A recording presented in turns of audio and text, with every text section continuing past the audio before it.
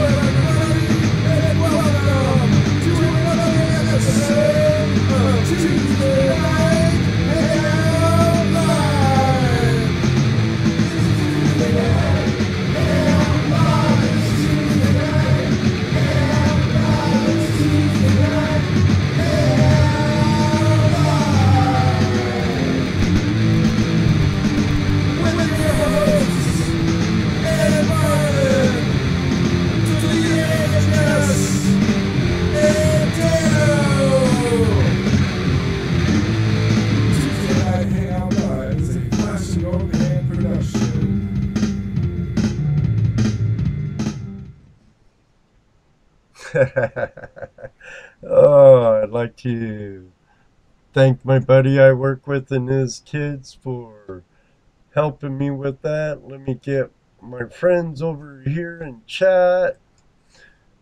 We have quite a few of our friends here tonight, and ToledoJess's sister's here too. But shoot. Let me get up my brothers right above me. There they are.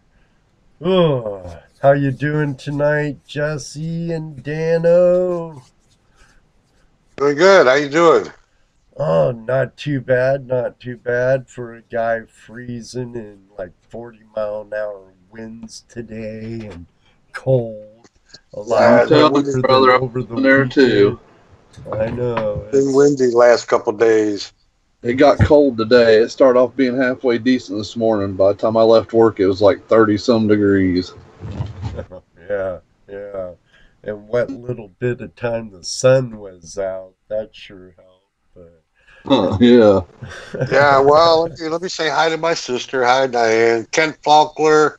How could you not be out here live if you're in the chat room? You can't see us live. Refresh. Ronald, Jonathan, and who else do I see? Romper, Bopper, Stopper, Do. Yeah. Bob Agent. We have Hook and Patrick Moore. Chris. Hey, how you like that? Patrick, how you like that new mat? You know? Yeah, Patrick got to use that new mat this weekend. Yeah. Cool. He burned it said up. He had a blizzard last night. Ooh. A blizzard. Woo! Yeah. We'll do without all that. What, from Dairy Queen? I'll take an Oreo. He's up in Minnesota. Minnesota. Hope good. fire in your backyard was keeping you. He says loving it, Jesse. Loving it. I see that. Yeah, he's loving it. Excellent. Good. I'm glad he likes it. Excellent. Our moderator, Jaren's here. Thank you, Jaren. Yep. Sharon. Dennis Dayton and saying his name wrong. There's Adventures in Gold. Good day from Australia. Well, I got a little something to say about, hey, listeners Hey, out there, if you want to pick up your favorite prospect or something for Christmas, now's the time to do it. For a very limited time, call Carolina Prospectors at 704-450-1639. Let them know Ed sent you when you talk to Bill Brewer, and he'll take a little bit off your ticket. So make sure you remember Ed sent you. Yeah, that's right. and tell Ed sent you. Yeah. How's your weather? We were just talking about how 78. windy it was. Oh, yeah. I think we're done for the winter, huh? I don't know. We'll see. Yeah. Never say die. There's 50-degree day. It's a good day to get out. Well, Right. I know you and Patrick Moore were out on the river. Just My buddy Saturday, Robbie went with us. Rob was with you. That's true. I saw him in the video Patrick was teasing me with. We hit the creek hard Saturday. Sunday we prospected. We took the Gold Rush Nugget bucket and we actually went up that creek quite a ways. Yeah. Oh, yeah. Cool. Yep, just a little surveying. Cool. Prospecting's always good. What now, Beautiful Jesse? up through there. Jesse. Is he still there? I don't know. Yeah, I'm right here. I was on mute. Oh, I do that. That doggone mute. Talking away, then got unmuted. Believe me, I know that issue. Huh, everybody. Lots of times I forgot what did you ask? What did you ask me? Well, I just thought I heard you start to comment, and Dana finished more or less, and I was saying, what, Jesse? Yeah, I don't know. I'm lost. Wait a minute. I got distracted here, and then I got muted.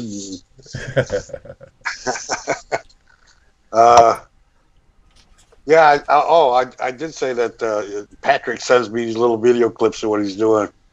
And then, me too. Teases us. Did he send you the gold we got Saturday? Yeah. Yes, and he does that too.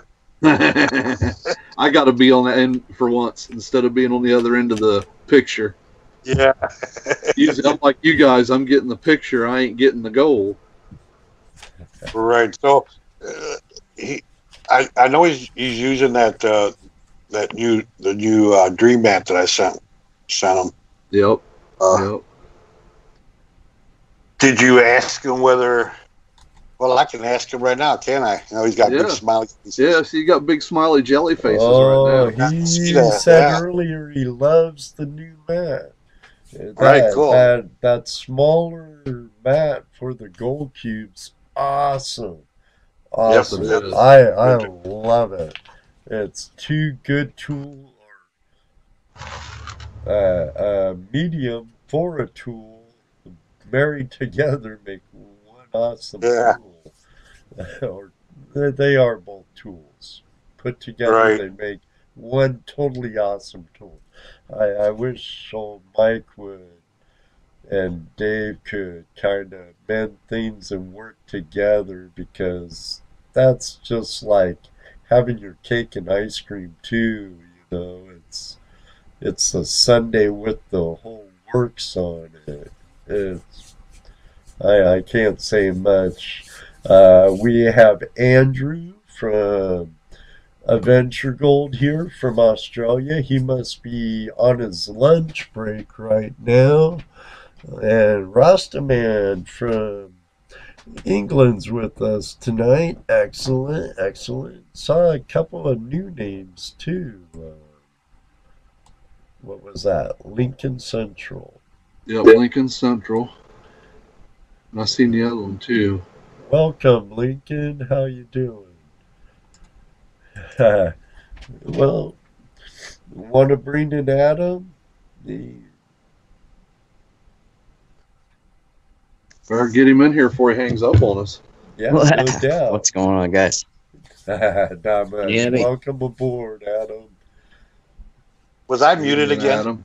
You might have been. I didn't hear you talk. You must have Yeah. took a hit of your vape and hit your mute. Yeah. Do what I did when I was having trouble, Jesse. Get a little stick of note, put it on your monitor or wherever you can see it. And not read it? I'm guilty of that. Put it over the mute button. What can I say? Yeah. What can I say? I am guilty of that. So tonight we got our buddy Au Antman, Adam, Samarco, right? Samarco. Yeah. Not San Marco, it's Samarco. Samarco. Right? Okay. An Italian man from Boston.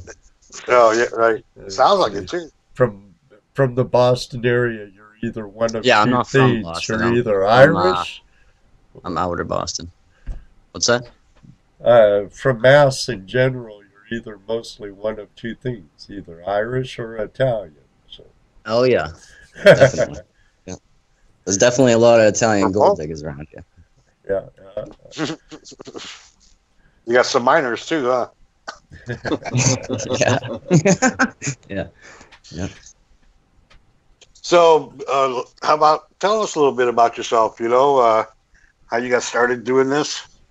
I've been watching some of your videos here lately, and you're a very interesting character to watch and listen to. Well, I think sometimes you forget about that we're there watching. Oh yeah, well, I said that to my wife one time. I'm like, I kind of feel weird sometimes talking to myself out in the woods, but yeah, I mean, I've been doing it for quite a few years now, 4 or 5 years, and I just recently started sharing my stuff on YouTube from an opportunity that I had rose. But I got into it. It was a good accident, really. I do concrete work for a living, and they were cutting a road into a development, and they had blasted through a bunch of bedrock, and I was walking back and forth in between the jobs, and I happened to find a piece of quartz, and, you know, a bunch of shiny stuff on it. I picked it up, and, you know, of course I thought, oh, it's gotta be fool's gold. So I'd given it to my son, and about a year later we went camping up in Rangeley, Maine, a little north of where Coos Canyon is, above, you know, it's at the headwaters of the Swift River. Yeah, I've heard of that. I think our buddy Rob talks about Rob Woodhouse.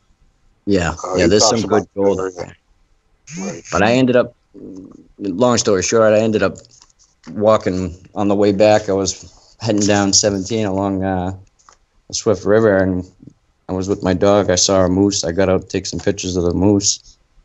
And the dog had to go to the bathroom. We were walking down the river, and the dog was going nuts over the moose, of course, and he had wrapped his leash around my foot, and I picked my foot up, and I was standing on bedrock, and there was a crack in the bedrock, and there was a nugget sitting down in the bedrock. Oh, nice. So I pried it out, and my heart was racing, and I was like, there's no way. I'd never heard anything about there being gold in the area, so I assumed that it was just a big piece of pyrite, but it sure looked like gold. So, I mean, I brought it home, and as soon as I got home, I hopped on Google and started typing in gold in New England, and, you know, a big list of stuff popped up of rivers, and the number one river in Maine was the Swift River. So I was like, oh, man. So I started looking into how to test the gold. I tested it, and it was gold. So then it was on from there. So then I started researching on deposits of gold in Massachusetts, because I had found that piece of quartz, and I had been watching the gold shows, and I forget what show it was. I think like everybody else. Yeah. It was that Colorado gem show. It's not even a gold mining show. It's like a gem prospector show. Oh, Prospectors. Yeah, Prospectors. That's what it is. Yeah, I was watching that, and they did a hard rock episode, and the stuff they had looked exactly like, you know, what I had. So I was like, man. So I started looking into things more, and so long story short, there was a mine 4 minutes away from my house. And so I started looking into it more and how gold was deposited, and started searching bedrock maps, and then ended up finding out that there was a volcano millions of years ago off the coast of Boston, and before Pangea, it was Rongia or something like that, and the continent had split up, and there was all these little microcontinents, like little islands, and the volcano erupted, and it pushed everything back together, and it caused contact metamorphism, and it made these rings of mineralized ground. And there's a rule of thumb, it's like 1, 3, 7, and 21. I think, if you make a bullseye, those rings, those are going to be the most mineralized rings.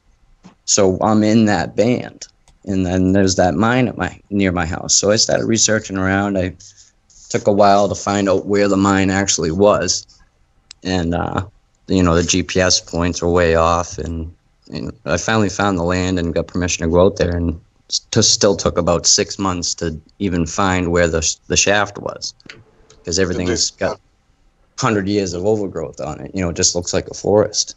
And so it took a while, and then I started searching around, and then I found the ore piles and started working through it, and scouted around on the land and watching Jeff Williams and all the videos. And in one of his videos, he talks about how there's more than one vein. There's always going to be another parallel vein next to it.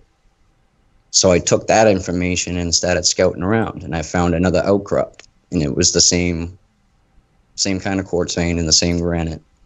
And it extended all the way across town into that job site where I was working, where I found that piece of quartz. Well, where you were working at. Okay. Yeah, years back. So it was like it all kind of fell together. So then it's been complete madness. I mean, my wife could tell you how many hours I've spent, just staring at the computer screen, researching stuff, and for the first couple hours of years, and hours of research. Yeah, for the first couple of years, that's all I did was just figure out how it deposits. And then if you do a little bit, it takes a lot of digging. If you look up gold in Massachusetts, you don't find much. It tells you a few brooks like Couch Brook and the West River and stuff like that. And there's very little information. But then when you dig into it, when they were building the highway in Boston, 93, 95 split, they found gold. But at the time, the ounce per ton wasn't very good. They weren't going to make any money, so they didn't do anything with it, and they left it alone. But it's well known that there's gold there. And if you go into Blue Hills Museum in Canton, there's a big piece of quartz ore that someone found out on the Blue Hills ski resort area that has a huge gold vein running through it.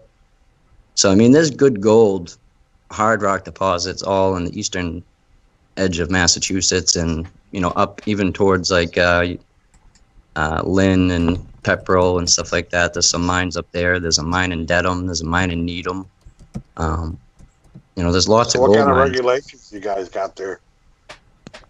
We don't have any. There's zero mining laws. There's no sluicing permits. There's nothing like that. You can high bank. You can dredge. It's all on. If you're respectful, pretty much. I mean, no one's going to bother you. I mean, I've been out in, along the Mohawk Trail, Route 2, out in Western Mass, in the state parks. I've been out there dredging and high banking, and I've had the game warden come right up, and he was just shocked that I was even doing it. He didn't care. He was just shocked, like, are you kidding me? He's like, no way. You were doing it, or because you were finding gold? Right. And I showed him, and he was like, you got to be kidding me. He's like, I've never seen anybody out here doing that. I was like, well, you're probably going to see me quite a bit. It's probably like that sheriff that always sits and watch me when I'm at Joe in the quarry hole there in the creek at Joe's. Uh-huh. Go on, Adam. But yeah, sorry. The mine that's near my house, it's a 4-foot wide vein in quartz, and it's a 400-foot long vein, and they've sunk different shafts in at different points. It's in a valley, and they've sunk they've a couple 100-foot shafts that go down in this drifts, and it goes down pretty far. It goes, at one point it goes down, you can go all the way to the bottom, but most of the year the main shaft fills up with water about 3/4 of the way, so you can't go down too far. But there's little chutes that come off of it that go off of the actual vein on a 45 off of it. You know what I mean? It would look like a tree if you're looking at it underground. It would look like a vein. You know, it has little chutes. Those ones are the ones that have the highest grade. I mean, I've pulled, I don't know if you've seen some of my earliest videos when I first started my channel.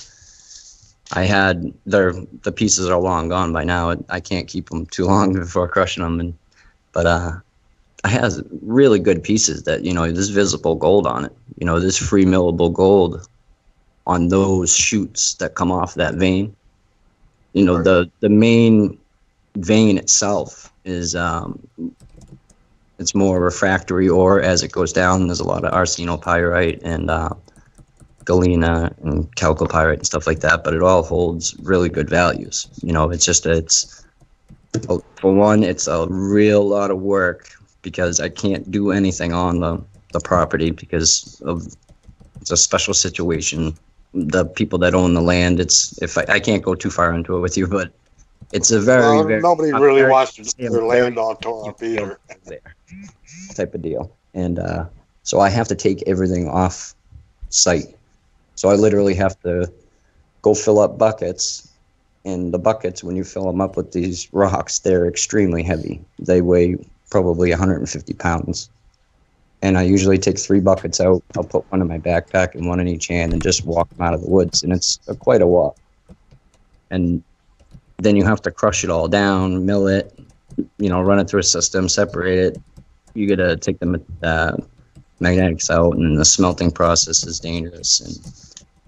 So on that property there, you're pretty much pulling out just mineralized rocks and taking it home and crushing it, right? Yeah, because I can't do anything. Besides, I've done some exploratory work with a little bit of drifting and stuff like that.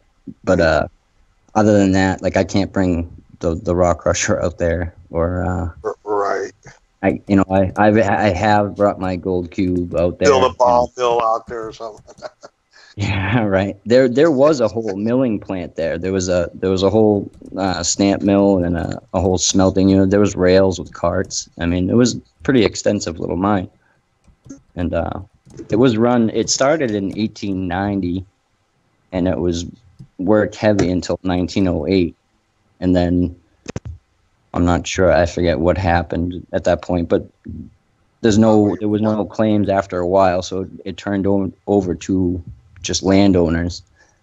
And over the years, it was worked back in the 40s too briefly, and then in 1974 was the last time it was actually touched by anybody but me. Since then, these certain people have. You know what they pulled out of there? From the amount of stuff that's out of the ground, I mean, it's hard to gauge how many ounces they could have got, because I don't know what they got. I know that. Oh, I thought maybe there might have been a record of it or something. No, but that's the thing. There is no, all the mines that you research in New England, they were after all these big gold rushes, and the people that had come back from the gold rush that didn't make it, that came back here that had land, when they found the gold, they didn't report it because they didn't want to pay the taxes off. So there's no records. Even the big ones up in Vermont and New Hampshire and stuff like that, those aren't, if you look at most of them, they'll give you an estimate, and it says believed valid. It's not, you know, that's the tonnage, you know, that's not, none of it's true. You know, they didn't say what they had, you know. Right. You know, no, there's no gold here. Yeah, just like the mine inspector comes by, and you're like, oh, you show them a little bit in the pan, and that's it. And they're like, oh, that's all we got, you know. But I mean, I'm getting, you know, for every couple hundred pounds, it's, you know, I get at least 10 to 12 grams, and there's a lot of silver. There's about a quarter pound of silver. I mean, Jeez, sounds like some decent gold country up there by you then. Get There's, a there's some rush going. there's some rich spots, but you have to. They're very spotty. Like if you go to that next vein over, like I was saying, that I found, it's similar ore, but it's not as high of a value. You know what I mean? Like, and even that main vein, most of it's probably not that good. Like the arsenopyrite and all that stuff, you don't. It does have good value in it, but you don't get as much back for what you're doing, and it costs you money to do it. Because you need fluxes and all this stuff. Well, you know what I mean? that's a Gas. sulfide. It's a totally different way. Exactly. It's not free milling, so There's they're just very crushing little. it. Right. There's very little free milling in Mass. A lot of it is, it's refractory ore. But the ones up in Vermont, though, that's another case. There's some good size lode gold coming out. I was pulling out some very coarse pieces that were coming out very close from the source. There was no way they could have traveled far. So I've found some of the dumps up in New Hampshire, and I found some pretty good ore specimens up there too. But nothing like the one that's here. For some reason, those little shoots on that one, they're just extremely rich. So what are you crushing it all, or do you sell some of it, or what do you do with it? Well, until I started the YouTube channel, I was just milling it and smelting it and stashing it away. And my plan was to buy land eventually. I want to build an off-grid homestead somewhere. But recently, especially this season, I kind of dropped the ball on it. I did an awful lot of placer mining this year because for one, I've been doing it all these years by myself. I kind of didn't. That's the one thing I didn't research into is who else was doing it. And you mean instead of joining a club or anything like that? Right. Well, that's the thing. There's a GPA, the GPAA club in Western Mass, but it's like not a club. They don't have anywhere to go, and it's very. It's really nothing. And other than that, there's not anything really much going on. And then I knew there was a couple people doing it in Massachusetts. I had seen a few YouTube videos, but they were old videos from 8 or 9 years ago, and then that was it. So I didn't think there was too many people doing it up here, or in Mass anyway. And then Vermont, New Hampshire, that was on the story. I knew there was people doing it there, but I just didn't contact anybody. But then I went to a dig event with Bobby Freedom, the Freedom Dig in Vermont, up around Hale Hollow, and that was kind of an area that I'd been around. I'd been in North Bridgewater, and I had just never gone into Hale Hollow for some reason. And we went for that dig event, and then I met that kid, John Matthew Vella, the Mojo Sluice. He's another good kid too. He's on YouTube.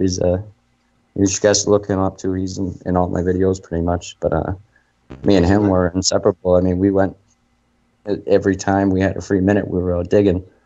So I kind of dropped the ball on the door this year. But I'm actually selling everything I have left to a guy from New Hampshire this coming Saturday, and I'm giving him the whole operation. I'm giving him the location and everything. He's going to be able to continue. That's because you're moving, right? Yeah. I just don't want to leave it and let it be left dead again. I feel like it needs to be worked. Somebody, alive! Right. I want somebody to do it and know that it's here. Right. Because I think Massachusetts gets overlooked because there is good placer gold out in Western Mass too. And even if you go down to Cape Cod and Falmouth, right on the beach, you can go down there and run that black sand layer, and there's gold in that because it was at the end moraine of the glacier. The glacier came up, and that's actually how Cape Cod formed. Back when I was talking about the volcanic episodes, there was these volcanic arcs and those little islands. When it pushed in, it formed that. Before, speaking of, you're talking Cape Cod, but you were saying there was a mine in Lynn. I've hung out a lot in Lynn. Yeah, it's in Lynn. It's Lynn Woods. It's called. It's like a little island, a peninsula island type thing on the shore. Is that right by Nahat Island? I think so. It's state land, and you can go in it now, but like you couldn't go in there and start chipping around. It's like a state landmark because Captain Kidd the pirate, he used to stash his booty in there. Because that mine was actually started when Christopher Columbus hit Plymouth Rock and they settled this area. They were here to find gold and silver to send back to the king. So there's mines here that date back to that time frame. I've found 2 in Connecticut, and you can actually see them on YouTube too. There was a guy that did a video on them, and they date back to that time era. And that mine that's in Lynn was actually dug in the mid 1700s, and they were pulling platinum and gold out and sending it back to the king. And then it was whatever happened, and they stopped doing it. And then it became Captain Kidd's stash spot for his pirate booty. So now it's a landmark to him. So it's gated off, but you can go there as a state tour, and you can go down in it, and it's actually pretty cool. It's it's one of those it's actually one of the top, like I was saying, the 1, 3, 7, and 21. It's the top side of a 21 ring. It's a metamorphic band that runs up through there. So next time I'm in Lynn, I'll have a cruise out there and check it out. Yeah. If you go on Mindat, MINDAT, and just type in Massachusetts, it will give you a list of everything that's ever been found in Massachusetts for minerals. There's lots of good gems and crystals, and then there'll be the gold. There's a little eye with an icon there. You hit that icon, it will give you every single listing of gold that was ever found in Mass, and that lists all these mines in Dedham and Pepperell and Needham and Plainville. I mean, they're all over the place, and people just have no clue that they're there. Even in Mattapan and West Roxbury, Wellesley, and part of Needham, which is all very close to Boston.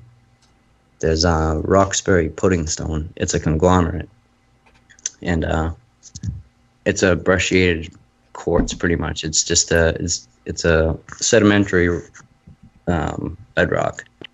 It was all quartz pebbles and silica that was re-cemented together.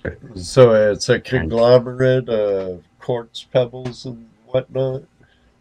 Yeah, and it's well known that there's platinum nuggets and diamonds and gold nuggets, like nuggets in that. But the thing, most of the city is built over it, but when I go into the city and I do concrete floors inside these old basements, a lot of the foundations are all old rock foundations, and they're made with that pudding stone. So I've seen and taken quite a few pieces out. I was going to ask you, you've gotten some of those yourself. Huh? Oh, that one's no good. I'll take it home with me. Yeah, this one's in the way. I got to take this one out. We'll dispose of it for you. But I found some pretty cool pieces over the years, Another thing too that people don't realize too is I'm going to do a video on it if I can before I leave, but I think it was 2 years ago. I went into Boston, into the city, because I watched that video on that guy in New York that goes around scratching the cracks out, getting gold and diamond out of the sidewalks in New York City. Right. Kush Guitar Dude? Is that who you're talking about? I forget his name.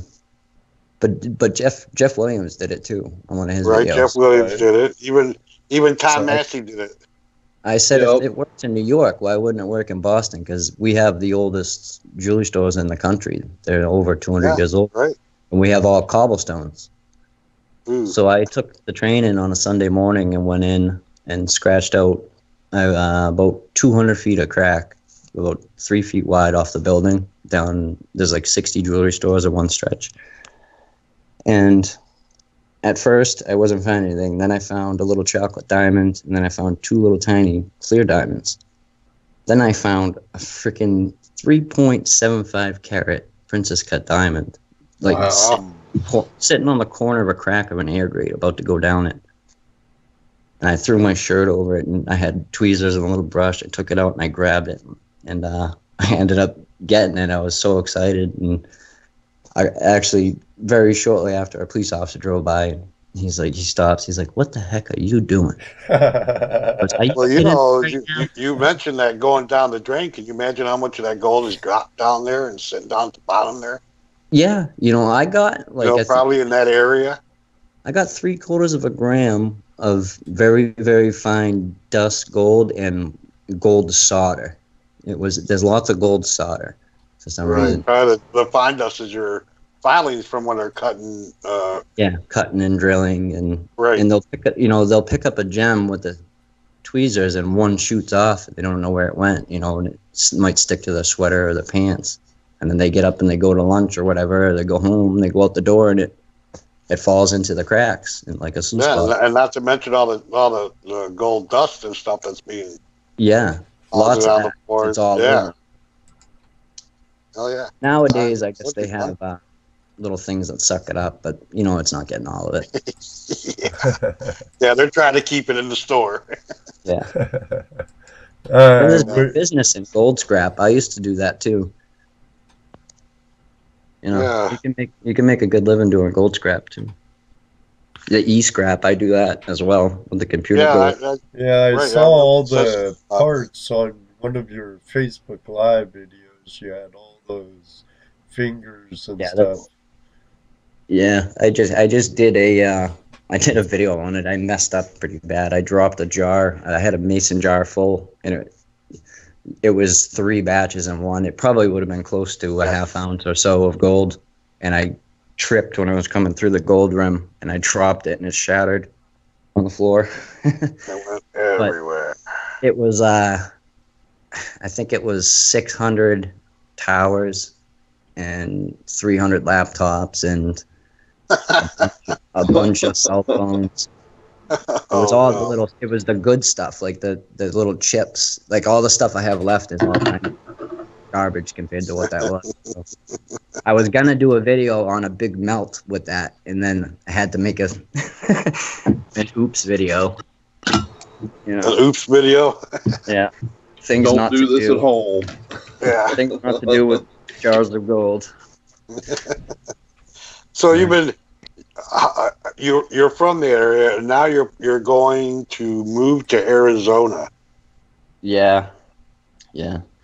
It's too hard. Like I said, it's hard to do everything in Massachusetts and New England. It's hard to dig gold. It's hard to work. It's hard to live. Like I said, I do concrete work, so half of the year I'm scratching for a day here, a day there.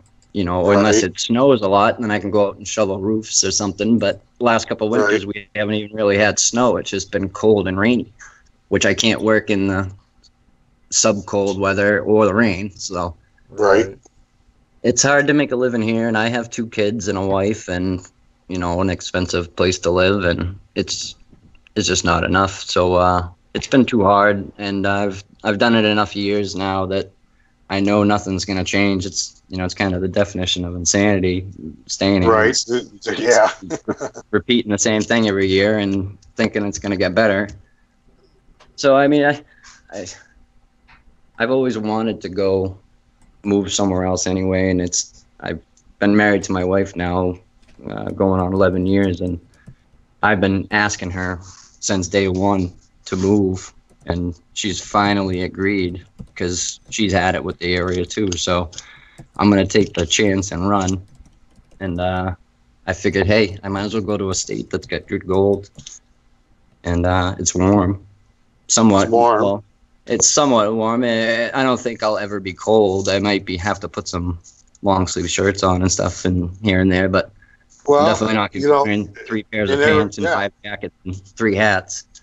In Arizona, where you're at, we got 3-4 months of winter where you're freezing and cold. Arizona, your biggest problem is the heat for 3 months. Yeah. You're hot for 3 months. You You know, I triple digit. like the hot weather though. I can do You know, that. it might be my Italian blood or something, but the warm weather I take too nice. I used to spend a lot of time down in Florida as a young kid, and I loved it down there. So I know it's a different kind of heat there, but Yeah, it's a lot drier in AZ than it is in Still hot. Florida. I'm sure the you'll one like thing I'm worried Arizona about better. is the animals. That's what I'm gonna have to get I mean, used I to. think you Because can I get have a used to tendency of they're cold 60 degrees. They're a lot better. Uh, pack some heat on your claim. Yeah. Yeah, my buddy lives in Sedona out there, and he says they have a problem with javelinas out there. Yeah. See, I have a tendency to get a little bit overzealous when I'm digging, and I'll just be sticking my hands into things that I probably shouldn't be, and I got to learn not to do that there because things will be biting back when you put your hand in. Yeah, Right. gotta be careful of scorpions and rattlers. Yeah, I think I got to get one of those snake bite. We'll do a little bit of research on that too, so I'm a little bit, well prepared. It's something like what are they, Gila monsters or something too? Yeah. Oh, yeah. Gila monsters. Gila monsters? Yeah, they're poisonous. It's a poisonous They're- lizard. Yeah, I guess they're every.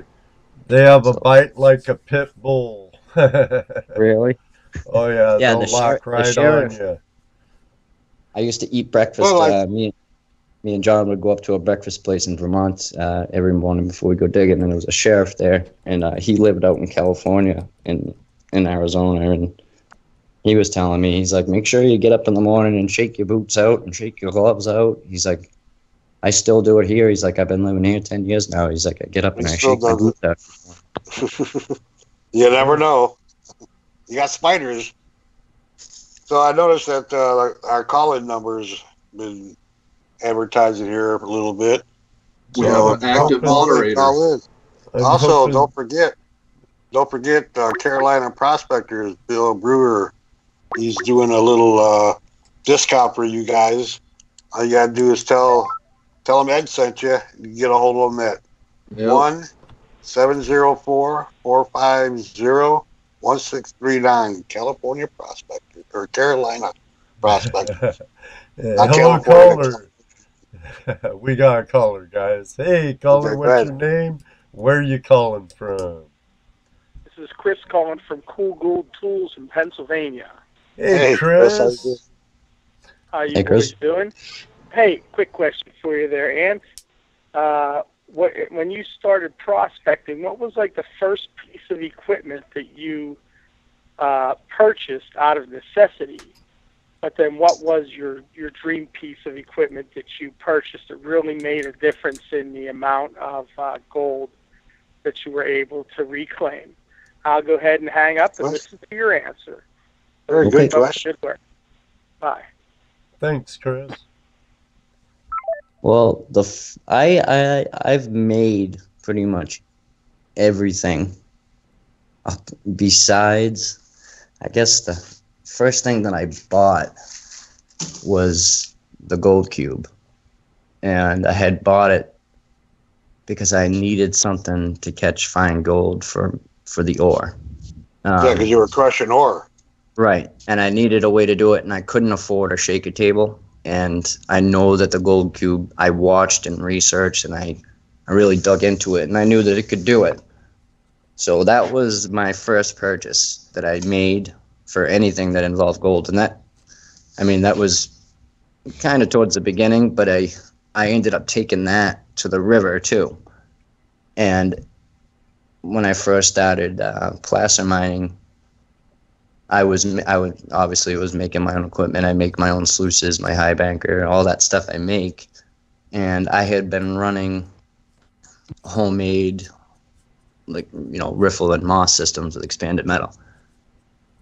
And I was catching gold, but I brought the gold cube one time, and it was, tenfold, a million times better. So I relied on that, but the classification kills me. I can't classify down to 1/8 inch. I dig too fast. It takes too long to do that. I can't do that. So stopped using it as much in the river, and I was, I talked to Mike about getting the trommel or the gold banker, and I actually made a little gold banker thing. I know you had done that too, right, Ed? Yep. Yeah. So I had done that, but then I had purchased, the only other thing that I've really bought is the gold hog mats, and now the dream. Now I'm running the dream mat. That new dream mat's amazing. So I'm gonna have to. I feel like I wasted my money now in a way because I don't know what to tell you. Yeah. I tell you what, I did see in one of your videos your classifier that you made for. Oh yeah. I gotta give credit. I hope is John Matthew Vella, is he chiming in there? Is he watching? Because that was actually his brainchild, and he just knows that I had made stuff. We were sitting on the river one day, and we tossing ideas back like we always do. I always got crazy ideas, with the magnet traps and all that stuff. And we were talking about the magnet trap, and I wanted to make something to sit in front of it so I could just shovel onto it. And I'm actually doing something now that's a little different than that involves both of them. But that's how that came about. John actually brought it up, and he goes, "Oh, it'd be nice if we just took one of, like the tub," because I had made this other thing that fit over those black tubs that was like a grizzly bar on, and it, you could fold it up. It all packed together. It was a lightweight grizzly bar that folded open, and you could slide a black tray under it. And I had a battery powered Sawzall with it ended up looking like a baking sheet pretty much, with a 1/4 inch holes in it underneath that grizzly bar setup. And then you could turn the battery powered Sawzall on in slow mode, and it would shake, and you could just shovel right on the grizzlies, and it would fill the tub up. And it worked. But then John was like, "Why don't we just do it with the river?" He's like, and then it's just, you can fill. I'm like, that's a great idea. So then all that thing is it's a toolbox.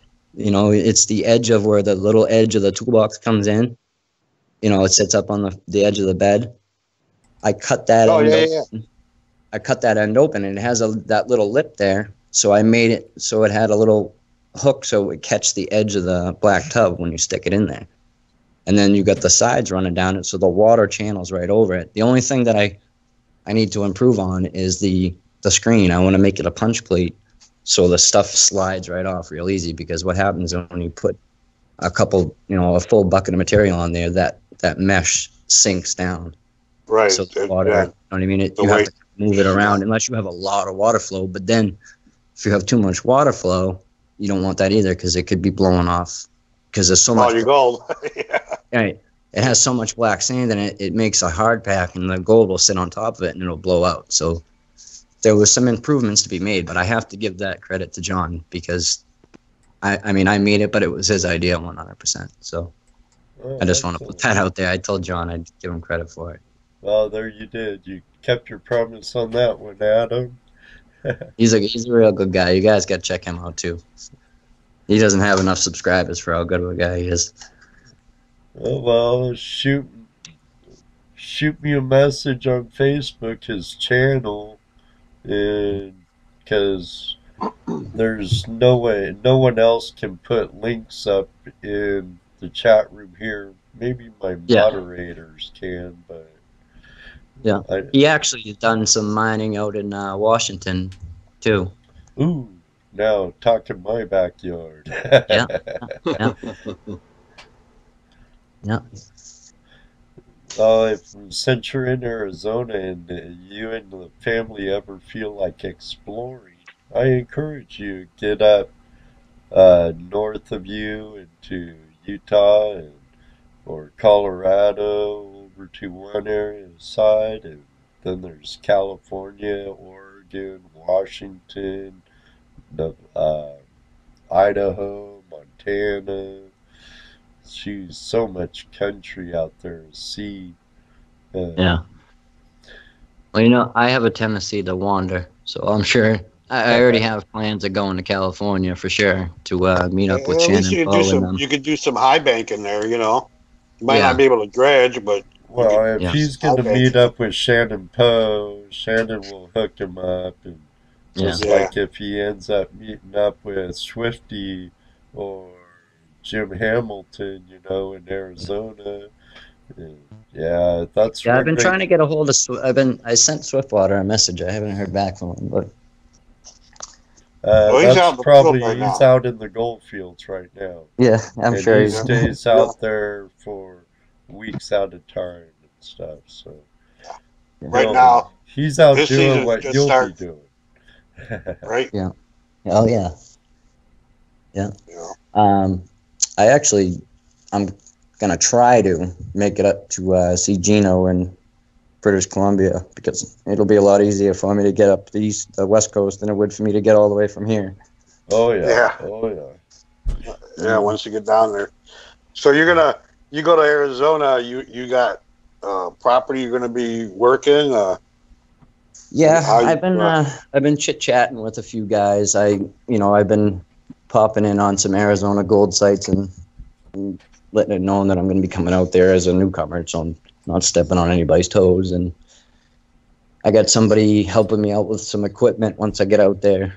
So Cool. he's got some claims that he said I can come out work on that are in a good area. And, I'm going to join AMRA and, probably a GPAA chapter out there of some sort. Yeah, that would give you places that you could, camp out and Yeah. hang out at. It's obviously ground that a million people have right, and learn from other people too. I'll say, or meet some people that can get you to some better ground too. Well, Right. the AMRA Exactly. properties are going to be good properties there. Right? Yeah. Shannon Shannon gave me some spots that he had, and I've been overlooking them, and they're on the same good bedrock trend as Rich Hill. So, I should don't be just. think Jimbo. I think you got to go, like Swiftwater says, you got to go, off the beaten path. You got to, Oh yeah. Right. Where's you got to the go better out gold where people don't want to go. That's right. That's right. Where people don't want to go. That's why we're always hoofing up farther down the creek, boys. And I always, people ask me all the time, what do I look for when I'm out? I look for the absolute worst spot to dig, because that's usually where the best gold's going to be. At least here. Nobody hits it. The biggest, nastiest rock patch that no one's going to go to, you got to go there. Or like Ben on Devil's Canyon, and he climbs down that waterfall and gets to those cracks in the pocket. Crazy. Big gold there. Yeah. Oh yeah. Man, I'd love to get out there. Well, that pretty much made his trip. Oh, Yeah. Get into those pockets that. He did amazing on that trip. Yeah. They all did. Even John, absolutely. even John Belchek, he did a great job too. Yep. That ancient channel he found. Oh yeah. Oh, we have. You go back there with a group of guys, he'd be pulling some gold out. Yep. You got a call. Hello, caller. What's your name? Where are you calling from? Hi, this is Chris calling from Cool Gold Tools. I forgot to ask another question. Oh, you got such a hurt to hang up. Yeah, this was real important. You have a video, Emma. You have a video on your thing that does a competition between the Gold Hog mat and the Dream mat. Yeah. And my question is, once you're done running material through each of those mats, which one leaves you with the most material that eventually still has to be either blue bowled or finished panned or Miller tabled out? Which one of those mats leaves you more material, more junk material to work with? The Dream mats or the Gold Hog mats? I'll hang up and answer the question. Well, it's kind of in that test. There was the same material. Did you? What's that? You didn't pay attention to that part, did you? Yeah. Well, I actually kind of did. I know that there was more material in the Gold Hog mats, and the reason that should be noticed is because that picker went 12 inches down on the mat. The mats were plugged up with material. Right. The Dream Mat, it had a good amount of material, but it wasn't like waste material. It was all what you wanted. You know, no matter what, you're going to end up with black sands. You know, there's nothing, and then until you bring it to another step like that, you're going to end up with black sands. Right. But to answer that question, in that test, the Gold Hog mat had more material in it, but it didn't have more gold. It had more waste material. You know, stuff that I wouldn't want. Right. I think that's what he was wondering. Yeah, in that test. But that, like I said in the video, those conditions were poor. You know, everything was bad about it. But like I said, 90% of the time, I'm working in a tiny little brook that doesn't have good conditions. So I wanted to be able to work in bad conditions and in good conditions. So, sorry. But I think that a larger mat, you know, I've talked with David, and I'm going to get a full-size mat for my sluice and my high banker. And yeah, that's what I would recommend. I really, really, really like that new design. I really do. I think it's like I said, someone had said it was a finisher mat, and I said no way. That's a gold catching mat. That's what it is. That's now I mentioned to you when you mentioned that before too, that the difference in the size, like for the bigger mat, you have the bigger cups and the bigger cheap. But that's what I mean. I want that same mat, but just 10 inches wide, 3 feet long. You know, and it's unstoppable. You got that in your sluice box, and I mean, the vortex. That's the word I was thinking. The difference between those two mats, the bigger mat with the bigger vortex is going to capture just as much, but now you're able to run bigger material over it. I think both mats will work good out in the stream. I think the little vortex mat, what they call the concentrator mat, works better with at least some screened material where you're not. I only run 1/4-inch material, biggest. Okay, I don't. Right.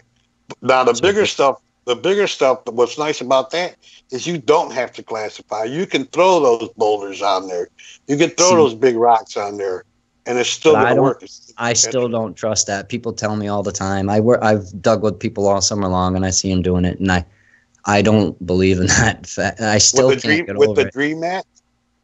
I don't know with the Dream Mat, but I definitely don't trust it. With the Dream Mat, what I'm telling you is you can throw that big stuff on there, and it rolls right off, and it doesn't affect it, and it still catches all that gold. Because those vortexes are sucking that gold right up in those cups.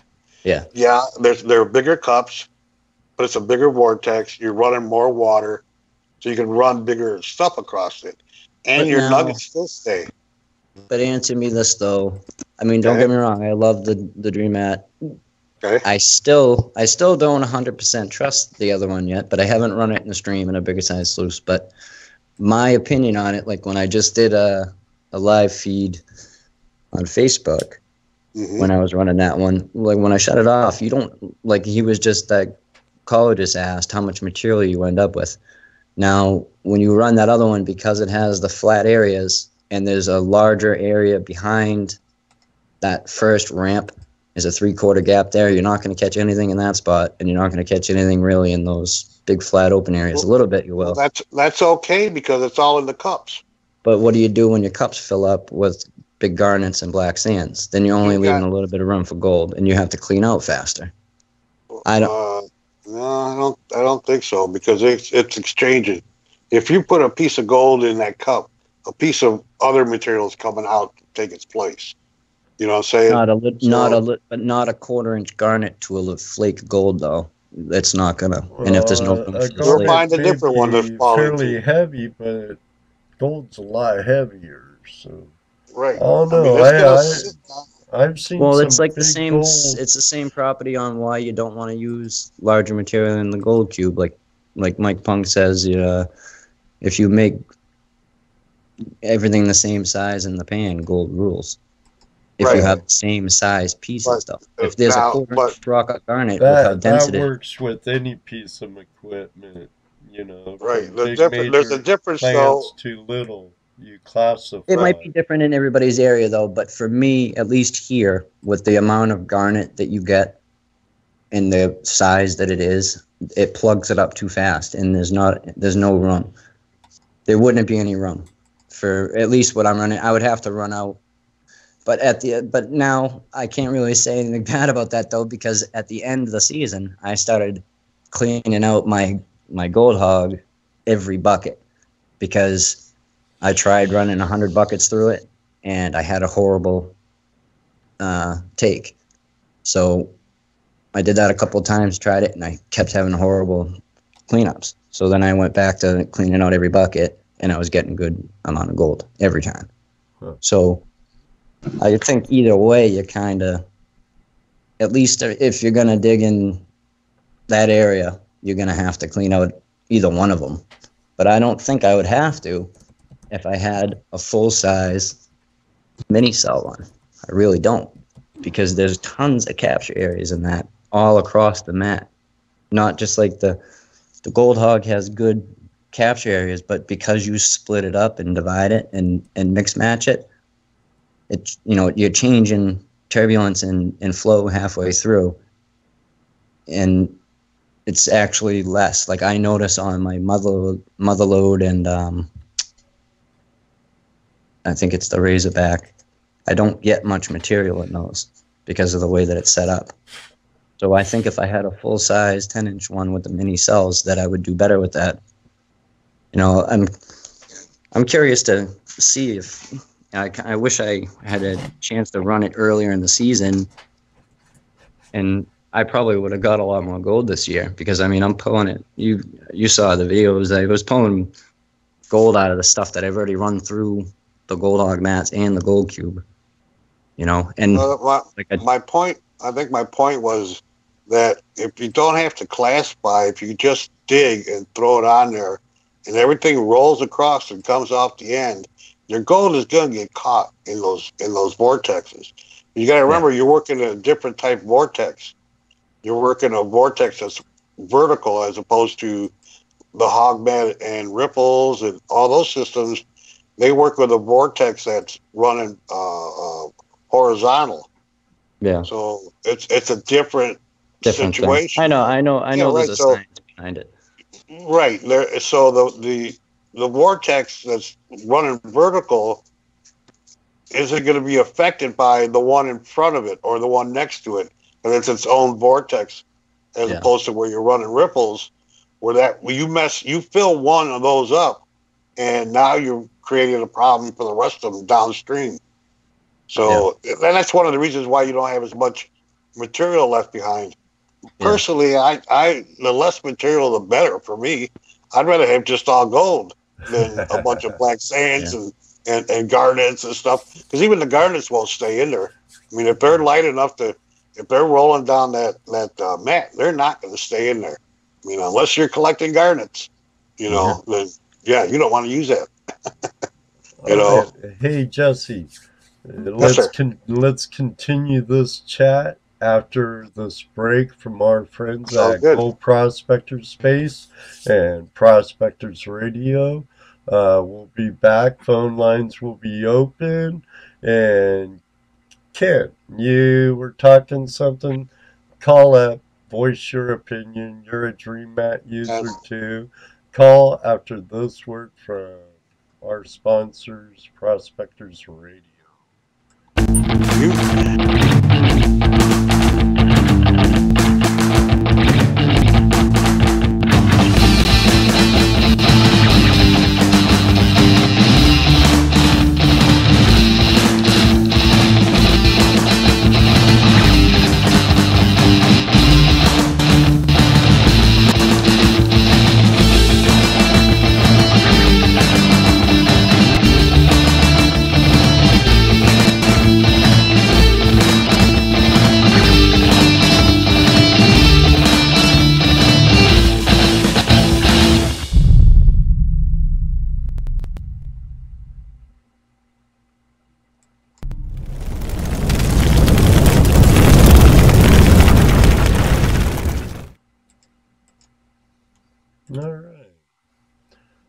part of the show is brought to us by Prospectors Radio and Gold Prospector Space, along with our friend Carolina Prospectors.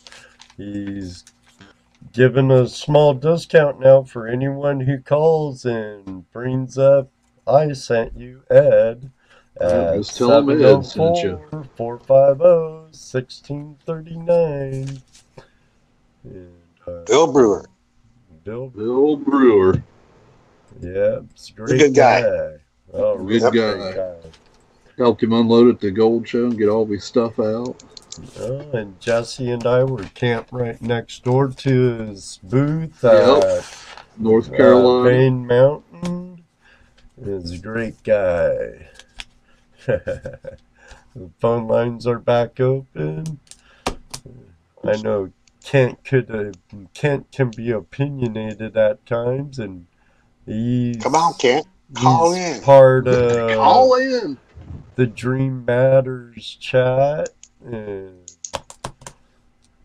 is he among the other one too?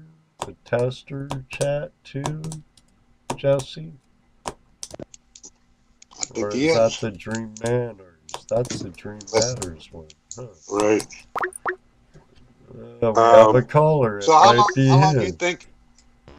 Well, go ahead. Okay. Keep that thought, Jesse. Hello, caller. What's your name? Where are you calling from? Kent Fackler, Fort Wayne, Indiana. Oh, shit. He called. I got to hang up on this guy. How you doing, Kent? Hey, we're doing good, man. We're going to get cold tomorrow night. Yeah, buddy. Yeah. It's that time of year.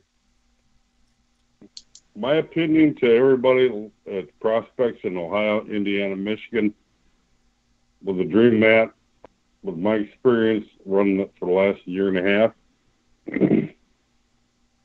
I found that, especially in Michigan, you know, I'm an LDMA member, and running that gold concentrate dirt we run up in Michigan, we'd run like 10 buckets clean out. Yeah. Go process it and find a decent amount of gold. I'll be honest with you. But we found out by running maybe 5 buckets with my high banker I built for that Dream Mat, I clean it out. It takes less than 5 minutes. Clean it out, run it again. And I found more gold last year running the Dream Mat with about 5 buckets of dirt in it than running a whole lot of stuff through it all the time. So you think that if you clean it out more often, because it is really easy to clean out. I mean, that's that's one thing. Oh my gosh! Yeah, not even Very 5 easy. minutes. You know? You think that you do better doing that than just running like a full day?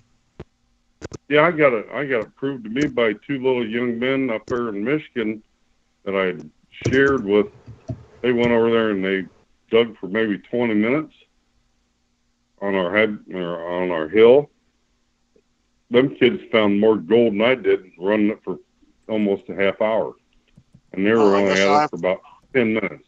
Yeah, I'm gonna have to try that. I've never really tried that because Dave says just run it, don't worry about it, just run it, which is what I've done.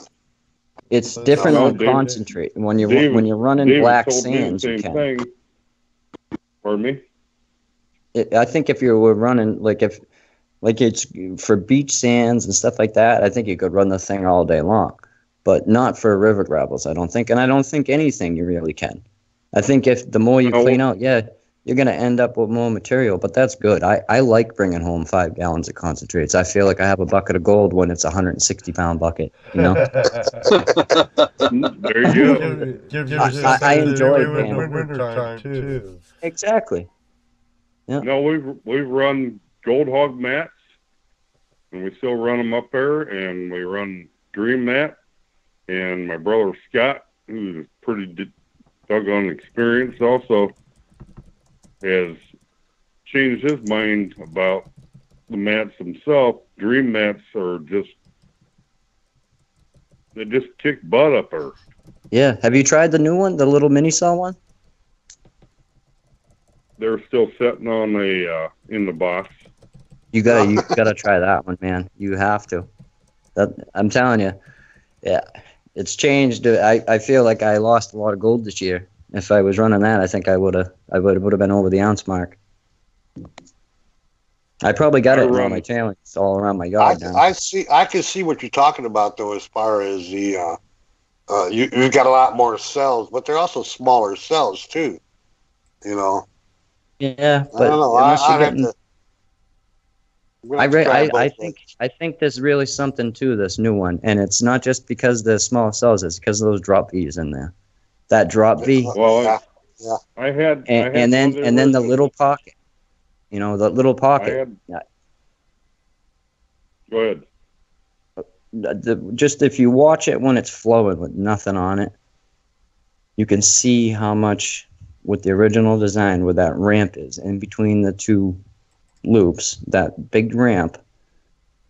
The old style mat, it's a longer distance, and then where the two loops stop, you can put your finger there. It's a 3/4 gap. Now, that ramp is a lot lower. It's not as drastic as the mini cell one, so it's got more of a long distance jump wave instead of a rapid overflow like a rapid in a river, and it leaves a pocket when you have a rapid in a river. When you have a long overflow, it has push. It's pushing, so that water is jumping over and it's pushing and hitting that other spot, so nothing's going to stop there, and that's one of the best capture zones on the mini cell one. Then the way that the water drops on the mini cell one, it lands directly on the start of the other ramp. It clears that little pocket, so it makes that riffle effect like you would have in a rapid, where there's a waterfall and stuff drops out underneath it. It makes that over that little cell that's now you can't even get a pinky nail in it, never mind your whole finger. So that spot is a prime location for gold, and you have hundreds of them all over the place.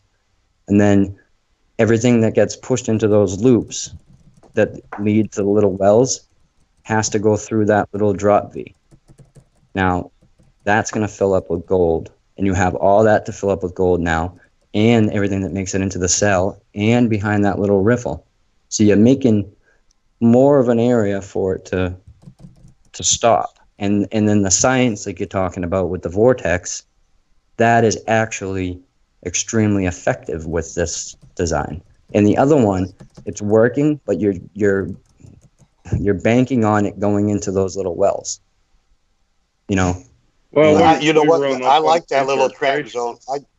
I like that little trap zone on the concentrator mat between the vortex cells. Yeah. You get that little diamond-shaped trap See, zone there. I don't consider this a concentrator I think mat. the biggest thing that people screw up is when you're running a high banker, make sure the crash box is large enough to fluidize that water up in the top of it. And when it comes back down and it hits that second box, it fluidizes again. And that's where we, instead of our dream mats drop almost 12 inches down below to make almost a 48-inch sluice box. Up above it is a rubber mat or a carpet. Then we run miner's moss up underneath the big crash box. Yeah. And that thing fluidizes like you wouldn't believe. Do you have the little reverse my ramp? Clean outs of my miner's moss, you'd just right down your leg. Then you clean out that dream mat, it's crazy. Do you have a lot of black sand? A hell of a lot. Oh, wow. Have you ever tried running magnet trap up in the header? No, what I do is I'll take my spinner. Help me, Ed. What's that called? Spin it off? Spin it off. Spin it off. Yeah, I'll pull the magnetics out. and dry them up. Well, try this And when you're running your stream sluice. Even take you can either do one or two things. You can take, depending on the size of your sluice, get 2 long flat rectangle magnets about 6 inches long, and you know how you get that V going in your sluice. Set the magnets. You can just tape them on there if you want, or you can make a little bracket so they fold on and off so the black sands come off easier after. But put them there where that V would be when it's running. Put those magnets in that V line, right? Now, as you feed your material in there, it's going to stop all that black sands there and make a really big vortex. It's going to expand that. As it grows, it makes it bigger and more capture zone down your sluice because it's making the V more fierce. And you're keeping most of your black sands up in the top. So you're leaving more space for the gold to drop out in your mat. You're not plugging your mat up with black sands as much because you're keeping them in the top. Now, you're going to end up with a lot of gold just right at the magnet trap. Like I'll be honest with you. I'll get 80% of my gold there. With the dream mat I've been running, I wore the first one out. Had to get a different one sent to me. The first 10 inches never lost gold in Michigan. The rest of it was true. Yeah, I very rarely find gold down the mat. Most of it's all up top. Yeah. You know, I've never cleaned out just each row of vortexes to see, you know, but I usually don't start seeing gold in those little cups until three or four rows down when I actually start seeing the gold. In fact, on my concentrator mat, the way I got it set up in my Cooley 7, that first separation there with the trademark across the center is about 4 rows down, and I catch gold about that far down. Now, how you guys did the gold cube mats? How'd that work?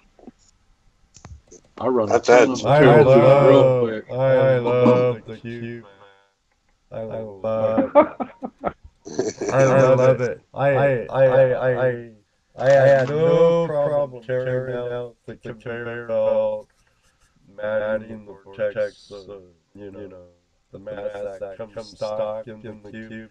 I had no problem carrying it out and putting it in, especially the second mat. First, I was kind of cautious. Put it in. Sure. It worked so good in the one tray I had with it. I just ripped out the other tray, and now I have it in both my trays. I only have a 2-stacker. I don't have the 3-stacker or 5-stacker or whatever. But yeah, I think I'm an alternate. I like that. Well, one of the advantage of the dream mat on the cube like that is that you can run more material across. You don't have to be as slow as you do with your conventional. Yeah, I would run and more water. Heavy. I use a little more water, well, twice as much water. Instead of 1100, I use 2200. And wow. Then I run more aggressively. You know. It takes less time for the dream mat to clean out than it does the vortex matting, as everyone knows it by. And I can't say enough positive about it. It's a great mat that only enhances an already good tool. And that's all I can say about that. If I had you can run bigger material over it too. Yeah, that too. As long as it don't get trapped in your G-force. In the G-force separator. Yeah. You know. But you can run 1/4" through it even. Oh yeah, I've done it. That is the magic of the cube, is that G-force separator. Yeah, exactly. I said that the other day to somebody, like the two, like you said, Ed, the two of them together. It's like you said it perfect. It's like having your cake and your ice cream too. It's really just incredible. I mean, Mike Pung's an innovator with that. You know, it's. I said that the other day. It's not the mat. It's the gold cube itself is what is amazing. You know, the mat is an upgrade in my eyes. You know, right. Well, the biggest thing is we learned in Georgia when we ran a gold cube on our concentrates down there, and we ran our electroscopes on there. There you go, flash in the pan there. It still had gold in it, so we ran that dirt twice. Yeah. And after that, I'm gonna get the heck off here because I need to let somebody else get in here and talk. But you know what? Dream mats are the way to go.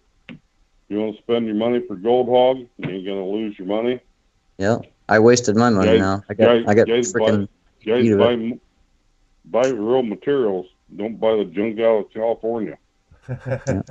Hey, Ken, while you're on, why don't you give your prospecting outfit a little shout? You know, I know you sell electroscopes and other prospecting, so why don't you give two brothers a shout out while you're here?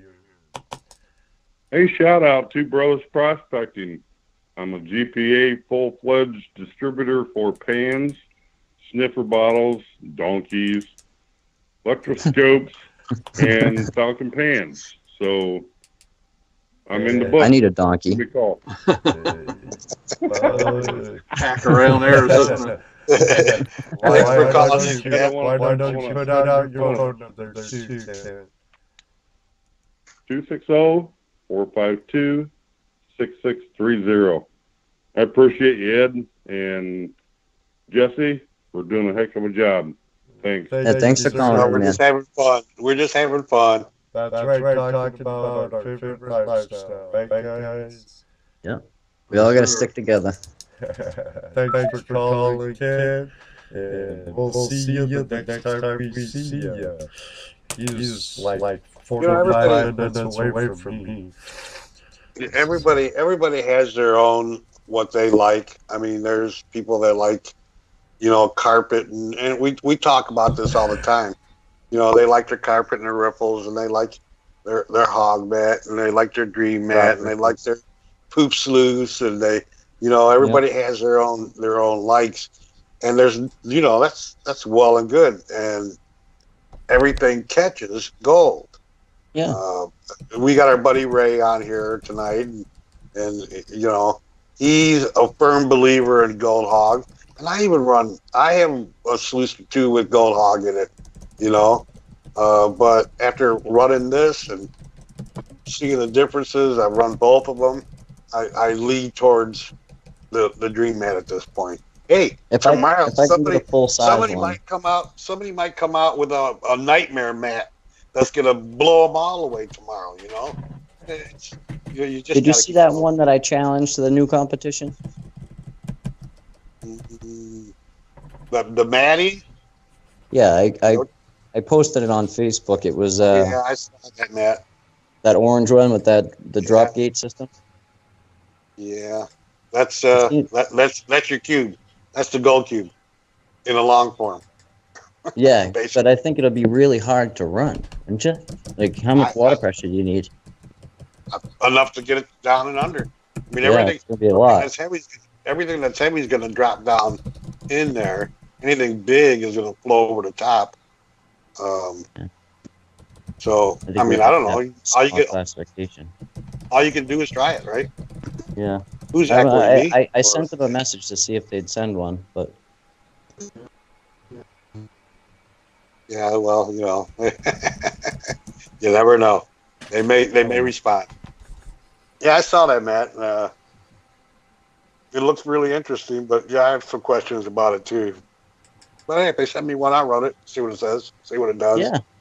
I mean, like you said, you can catch gold less. I mean, you can use freaking industrial matting, the rubber matting, little drop cell stuff. That works amazing. I've seen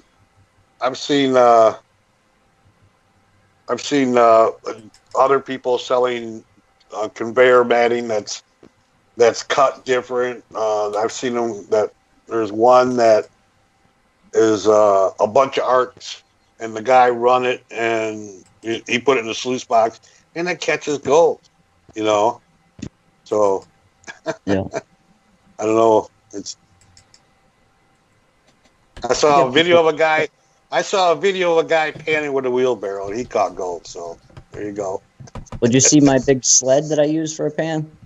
Yeah, that's at the top of your sandbox. No, it's not. It's a snow saucer. Yeah, I called it Goliath. Yeah, it's a 2-foot pan. It works. It really does. It's got ripples in it too, doesn't it? Yeah, it has ripples in the handles. Mighty tough to stratify. Yep. 2 people. Yeah, 2 people. Oh man, I tell you, it's heavy. Oh boy. That's funny. Yeah, I saw that. I'm thinking, well, that's the cover to his tub there. His little pool. I don't know where the top of the frog went. No. We got a spot in Vermont called the Frog Pond. It's up on Broad Brook. So that's the mini frog pond. Mini frog pond. And you should have your basement cleared out pretty soon, huh? What's that? I said you should have your basement cleared out pretty soon once that guy comes and picks up all the material. It's pretty well cleared out now, believe it or not. It's a sad sight down here. I'm down here looking around. There's really not much left. I got buckets and a couple sluices. Not much down here. That'll tell you that I'm really on the move, because if my rocks aren't down here, my wife came down and she's like, "Oh my God, we really are moving, huh?" We're really moving. You're really moving, huh? So you did this shoot off the other day, and you said that you were going to give somebody the losing mat.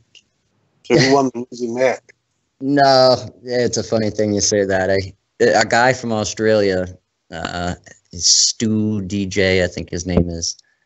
He won the contest, and I had originally said that I was going to give the gold hog mat. Then I thought about it, and I'm like, it seems kind of dumb to be giving away the losing mat. I mean, I should probably give away the one that won. So he actually, and it's kind of cool because he just bought gold hog mats, and he hasn't even put them together. He hasn't glued them, taped them, or nothing. And I said, "Don't even bother." I said, "I'm gonna send you."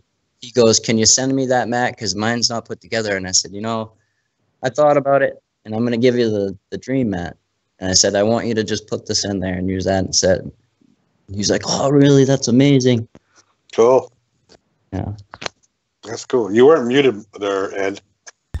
Not on your end. Not on your end, but on my end I was. Oh, okay. Skype wasn't muted, but my OBS was. But apparently I'm echoing, and I'm the only one echoing, and I keep hearing ducks or vibrating. It says it's been a long night, guys. Come on. Yeah. Oh, well, it is what it is. Hopefully I'm not echoing, because so far I don't want to say its name, because you know how often it visits us. Oh, yeah. So, hey, John Wolf was in the house. Didn't even see him. So is Lee Hirschberger. Little gold spinner. Little gold spinner, yeah. I've always wanted to try that thing. Oh, that's a cool piece of equipment. Yeah. And Lee and Mary, they're just absolutely fabulous people. And I tell you, Mary can cook, huh, Jesse? Yes, sir. I saw that other one that he has. What is it? The attachment that Dennis had that goes on top of it. Was it a? It's like a high banker. It's a high banker, right? Yeah. Yeah. Yeah, that was It cool. has. What's really cool about that, it actually vibrates. So all the big stuff just works its way off. Works its way off. Yeah. Yeah. Yeah, that looked really cool. He's I like also how working portable. on a dredge for that, believe it or not. Yeah, I did. I saw that video when he had the little red dredge. Yeah. Yeah. That was cool to watch. Yeah. That was at Gold Rush days, right? Yes. Correct. Yeah. Yes, See, we don't have any big outings like that around here. The only dig that there ever really was Bobby Freedom's dig. And then I tried doing one this year in Massachusetts, getting some people to come out. And I had, a good group of people saying they were going to go, and then a bunch of people that said they weren't going. And then it ended up being that everybody that said they weren't going came, and everybody that said that they were going to go didn't. So it was kind of weird. So I don't know. But I brought him out to a few spots, and I know that a few people that had never done it before, they're still doing it now. So at least that's cool, Right. I see Lee now.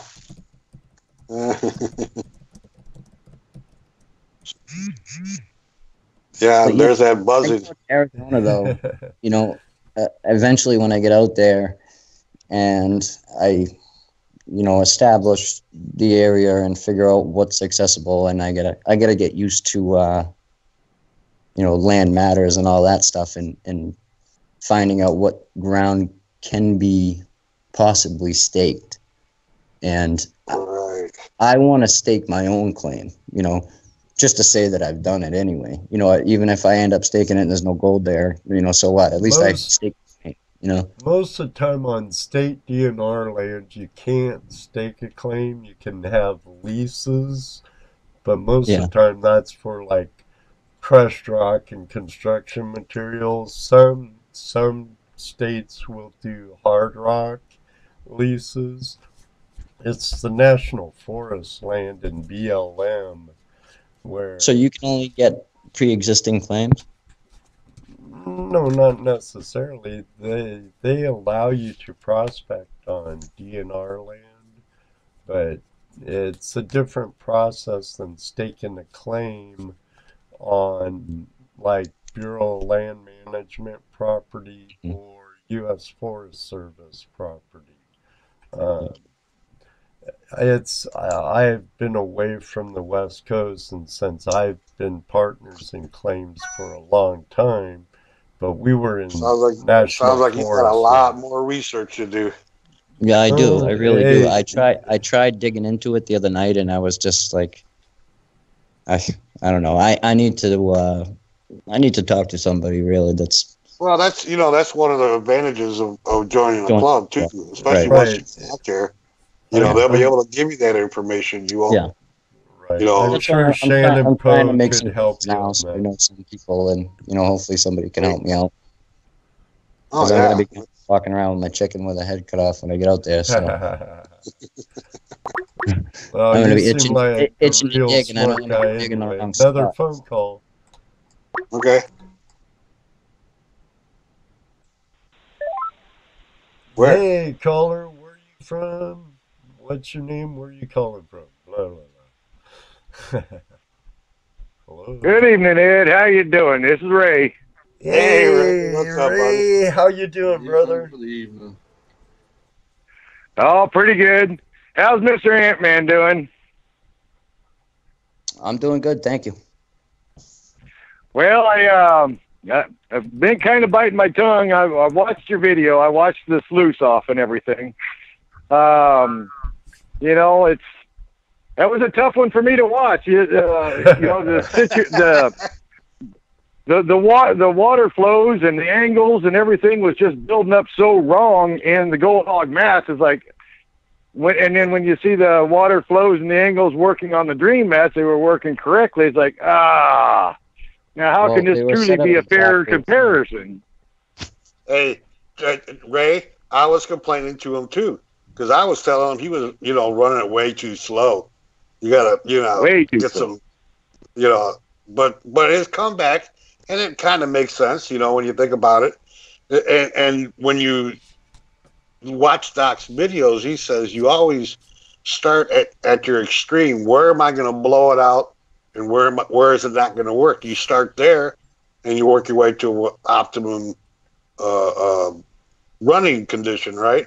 Well, he started off with bad running conditions for both of them because I kept telling him, "Oh, dude, that's not even enough water." But you know, But like I said, I work Right. in places where there is not much water flow, so I need it to run like that. And I said that in the video.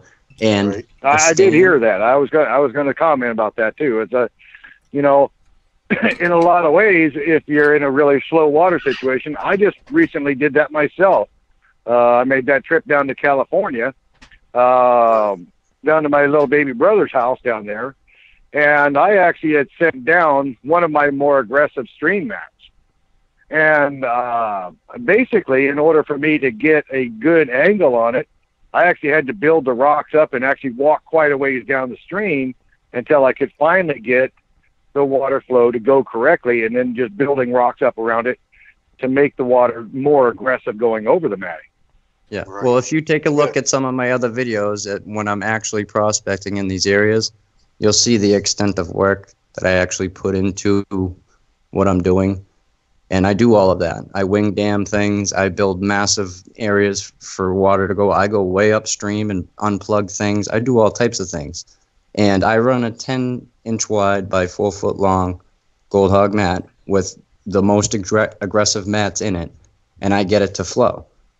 So the reason being that I can do that is because of my magnet trap. I'm in a special situation here where there's an extreme amount of black sand and an extreme amount of garnets. So when I was running the gold hog mat before without the magnet trap, I could not run it, or I'd have to clean out a quarter of a bucket. Then I started using the magnet trap, and I have just enough water flow to get it going. Okay, so the mat doesn't plug up, and it transfers and it's active. Now, if you watch my video of the shootout, I said I'm running no magnet traps on these with extreme black sands and extreme garnet because most people don't run magnet traps. So it would have been like if you were up in Vermont, the stand was set at 2.5 inches pitch. It was an 18-inch mat. There was a lot of pitch on it. That was a 3,700 gallon per hour pump, dumbed down. So there was a good amount of water flow, but the gold hog mat plugged up with stuff immediately. So, and I said that it's going to, but so everybody has no problems with it. I said that I'm going to redo the test, and I'm going to redo it with ideal conditions with the magnet trap, like I normally would with both of them because of the conditions with the material that I'm using. I'm not going to stop and start the video.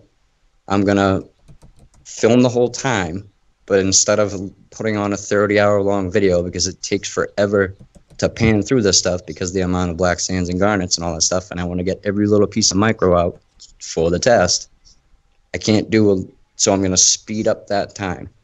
You know, fast frame it through all the boring crap so everybody can see that I'm not doing anything to anything.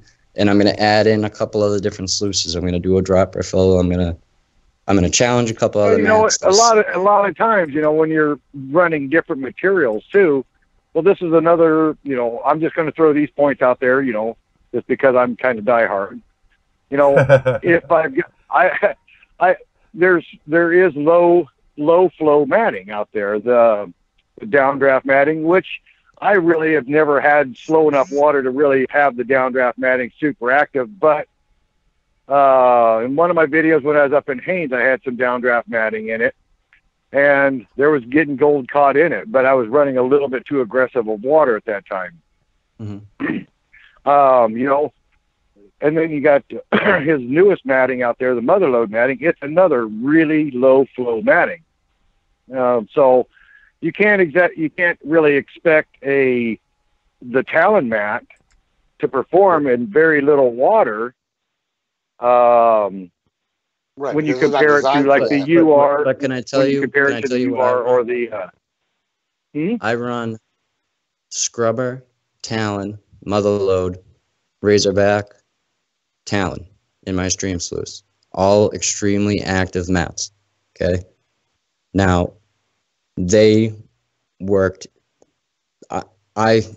This whole season has been incredible for me. I got almost an ounce of gold in an area that most people don't get, a couple grams over season. I dug a lot, but right. It comes down to shoveling. I'm not downplaying the gold hog mats at all. I still like them, but I kind of like, and I still don't. I'm still not sold unless I can get a full size one of that mini cell. I probably wouldn't run. I might run the Dream Mat one, but I'm going to be cleaning it out a lot more than I would be with the Gold Hog. Because don't get me wrong, I do like the Gold Hog mats. I just kind of like the other one now better. If I can get a full size one, I'm a believer in it now.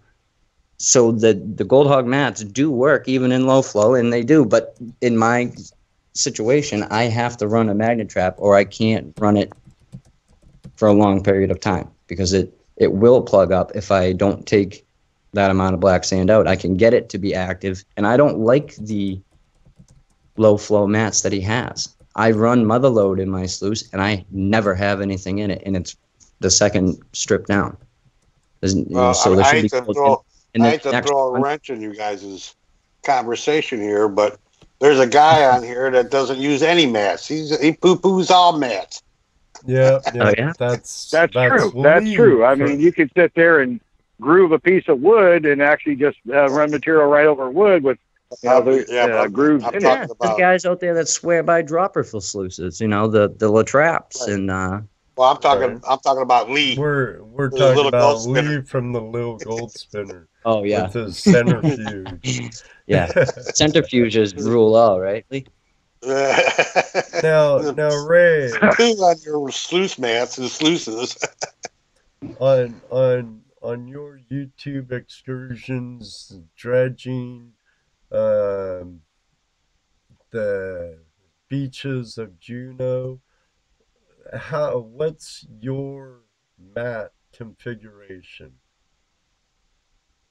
I've been changing it up constantly, because I'm always trying to find the ultra mat. And so far, I mean, I'll admit, I'm the first one to admit, I cannot catch every bit of the gold, no matter what I've tried. Even the gold Dream mat doesn't either. I've got tailings. I've got tailings coming out the bottom of a 2-stack gold cube after I run it through a gold hog. Well, that test that I did was tailings that had already gone through gold hog mats and the gold cube. Yeah. So there's just it all comes down to the feed rate in a lot of ways. It always comes down to feed rate and water. Yeah. Yep. If you're really hogging it in and there's clumps, then it's going to take and carry the clump right on through the system. And then some gold just don't want to get caught. I can't really say much about the Dream Mat because I've never used it. Now I did see the gold well, which is actually the very first prototype of the Dream Mat, I guess. It's made out of stainless steel. There's some history. The metal one? A little. Yeah, it's aluminum gold well sluice. Yeah, I've seen that on business, I believe. Yukon Gold, that show. The guy had one. Right. Yeah. I've seen just about every possible system being ran up here on this sands, and every single person up here is going to lose the gold, but we're all just trying to, turn as many yards as we can. Yeah, and I just, I guess the only reason I really called in was to say, I'm glad Antman's giving it a try out there, and it's nice to be able to try different systems. Yeah. Oh, crap. Like you I said. got somebody just showed up here at my house. No. Do they have a warrant? I hope not. Anyhow, guys, I wanted to say thanks again for the show. And Antman, good job. Good luck on your move. I hope you find a good spot that's got good gold, bud. You too, man. Heavy pants to you. All right, bye. Ray, thank you very much for calling, Ray. Keep those videos coming and hope to see you on TV again someday. Ray is quite the character. If you haven't seen our show with him on, go check it out. Right, you guys? Yep. And he's got some really cool YouTube videos, too. well, you think we should send him some mini mats for his gold cube, at least just I one? don't know. Yeah, I mean, he's got to try that. He really does. I wonder if he's willing to accept one. I bet he would. I bet he'd He's use it. pretty, Well, pretty stubborn about what he does. That's in his sluice, not in his gold cube. He's a diehard gold hog. He runs his gold cube after his gold hog, right? When he's in his garage cleaning up. Yeah. You know? See, I like that, and like I agree with him. That was my problem. Me and David talked when I first started running gold hog mats. He gave me crap about buying those because we're friends on Facebook, and I said, "Hey, listen." I told him flat out, I want to have as many different capture zones as possible. I want to throw every different kind of thing at it as I can, not just one kind of, capture zone. That's why I like the gold hog, because you can switch it up and you can have different areas to catch it. And he's absolutely right. Like you can, and I said it a while, you can catch gold with anything. I mean, you can catch gold with very little. They did it with nothing back in the day. It was just wood boxes running down the river with little drops in it. That's what the Buckeye and even run. Back in ancient Greece, they used to put a fleece out, a wool fleece out. Right. Yeah. That's where the golden fleece came from. The miners actually laid that out in the stream. How about this? How about you put them both together? Somebody asked me earlier on my YouTube channel, what do you think about running the gold hog and the dream mat together? And I said, I think it's a great idea. Why not just run them both together? If they're both good, I agree. The gold hog mat caught me a ton of gold this year. So I can't say it's bad by any means, because I was running my own homemade crap before with very little stuff. With you can use ridge vent from roofing as miner's moss. I used to use that. Let me ask you something, Adam. I know what did it for me. I know what did it for me when I was testing the Dream Mat. Did the fact that you actually pulled more gold out of that old material than what you put in make a difference to you? Yeah. That's what did it for me. Well, that's what I'm saying. I love that new one. I really do. If I can get a full-size one for my sluice of that mini cell, I'll run it all the time. But I still am not convinced about the original one.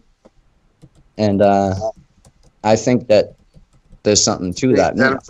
And you got to remember, for me, I started with the original. That's the first ones that I worked with, were the bigger cells.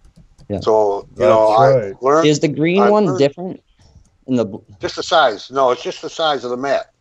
The colors have to do with the size of the mat. Oh, okay. Now, the smaller the cells, the more you get across. The more columns or rows you get. Right. So the bigger, but that's what makes the only. Well, what about that same exact design that is there now, but in between the two? Because right now they're kind of small. I agree. But the other ones are really big. What if you go in the middle of them with that same design? Talk Dave into it, and I'm sure he'll. Because it's worth trying. Because I think there's really something to it. I'm amazed by it. I really am. Like you said, I'm pulling. But like Ray said, you can rerun stuff, and I guess it's kind of my own fault. I was really trusting the fact that after I ran it through, especially the gold cube, that I would have got everything. But then he brings up a good fact on feed rate, because I have a tendency to overfeed things. But Jesse, especially, were telling me I was feeding that other thing too slow. So I don't know if I am overfeeding. See, here. There's another advantage to this Dream Mat too. And I know I'm talking a lot about the Dream Mat, and I'm not supposed to, but it's more forgiving than the Gold Hog or any other thing. If you screw up your feed rate on, let's just say, ripples and moss and expanded metal, if you feed it too fast, it's going to load up on you, and it's not going to work. You feed it too slow, and you're going to waste all day and not run enough material.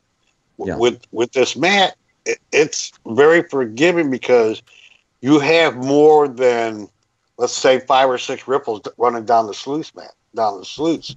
You've got, all those cells, all those vortexes are working independent of each other. See, and that's another thing too, So you've got more working.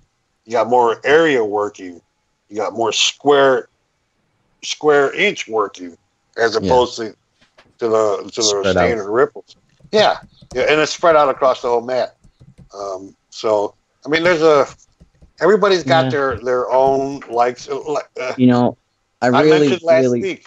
Well, I mentioned last week at the Buckeye chapter of the GPAA, we run about an 18-foot long tom made out of wood. That all it has is carpet in it. There's no ripples, no nothing. But that thing catches gold like a gold hog. Yeah. But it's all black sands. I mean, tons of black sands. But it catches the gold too. So, what do you want? Well, if there's anybody out there too from my area, I want to say while I'm on here, if there's anybody that's anywhere near Massachusetts or Vermont or New Hampshire, if you want some locations, I'd be happy to help you out. If you either go on my YouTube channel and comment or something, or look me up on Facebook. But there's some really good spots out here that no one goes to, because anybody that comes to Massachusetts goes to pretty much 2 spots. So if you're in the area and you need some locations, I'd be glad to help you. There you go. Somebody's going to help you out if you're out there. Short distance, get a hold of them, without a doubt. So, hey, Ed. Hey, what? Didn't you have something going on today? Oh, yeah. I do. Let's do it. Huh. Yeah. So we'll just keep talking. Yeah? Just keep talking amongst yourselves. Oh, man, you're not even ready. No, I wasn't even thinking about that. Really. I figured that. Tell him, Ed, quit being so hard on me. Come on, man. So how much time? Come on now. Adam, how much time are you giving yourself to actually do some good out there in Arizona? I know that you got job prospects. But as far as your gold mining, gold prospecting. When do I think I'll be on ground? Yeah. Hopefully. What the good part is my wife and my kids are staying back. My kids are finishing off the school year, and then my wife's family has a house up in Seabrook, New Hampshire on the beach. So they want to spend one more summer at the beach before we're out there. So they're not going to be out there till August. So I'm going to be on my own for quite a few months. So it's going to give me an awful lot of free time when I'm not working. That's all I'm going to be doing. And I'm going to live gold. You're never going to see, you're going to be getting sick of seeing me on YouTube because, it's going to be like a daily event out there. So hopefully, if things go as planned and I can get set up with the right people and get a little bit more knowledge on what to do, really, because I'm going to do some research on it myself, but it's still going to be a learning curve. So, I would give myself probably a couple months anyway before I can not be working the same ground that people have worked a lot. You know what I mean? I'm looking into some stuff that's really out there that, it's going to take a while to get out to even the spot. I'm going to have to go out there and camp and, be living in the backcountry type of deal. And hopefully it benefits. I've got some pretty good equipment lined up. I'm going to hopefully be bringing either the ATX or Gold Bug 2 along. And I got a pretty big dry washer. And, I have my regular equipment that I have now. So you can take all that with you then? I'm gonna take. Yeah, I mean, it's pretty much gonna be a mining mobile. It's just gonna. I need very little to get by. You know? Yeah, I hear you. Give me a toaster oven and a coffee maker, and I'm good. So There you go. Oh, that sounds good. Yeah, toaster oven and a coffee pot. Yes. Yep. that's all you need. Yeah, and something to make fire with. And I guess I need to get some kind of protection. I had talked to Bobby Freedom. He just got to Arizona, and I talked to him shortly after he got there, and he's like, I hope you're bringing something to protect yourself. He goes, you coming by yourself? And I said, yeah. He goes, well, make sure you let somebody know when you get out here. It's better to travel in numbers when you're out here. He's like, I've already been approached 3 times at the gas station by people. He's like, and I felt like I needed my gun, and it was in the car. And I'm like, oh, really? I'm like, geez. Yeah. And not just that, it's the wildlife too. You know, I've dealt with the bears and the coyotes and all types of crap all summer long. So I'm gonna deal with that. Those you pretty much know what they're up to. Yeah, you know, you make enough noise and a bear's taking off anyway. But me and John had we camp right down on the river up in Hill Hollow. And we'll dig all night long. We put headlamps on. We'll be out there digging until 1, 2 in the morning. And so what did? Hang on a second. What did you do, Ed? Huh? I gave away a bag of pay dirt. You did. Who'd you give it to? Carl Blank. He says, "What did I win?" Surprise! Surprise! Yeah, the giveaway. While no one do was you looking. know Carl? Do you know Carl? Adam? I don't know. Maybe. I know I have a ton of people that You face here? Carl, do me a favor. Was it Carolina Pay Dirt's bag? Yeah. Oh, nice. There's some good gold in those bags. If you remember, if you belong to Facebook. Oh, he's an island, Ed. Oh, shoot. Oh. Sorry, buddy. I don't know if he'll ship to overseas. Oh, I'm bummed now.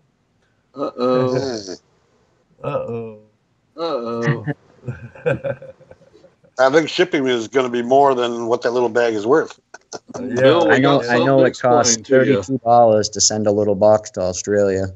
Well, last time a friend of mine in Scotland, you know Pirate Dredger, Scotland? Yeah. Yep, he's on my YouTube.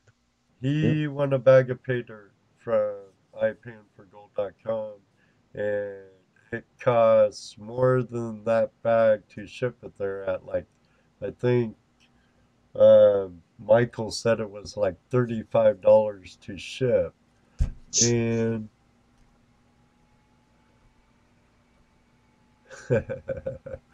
just take out the nuggets and post them. Yeah.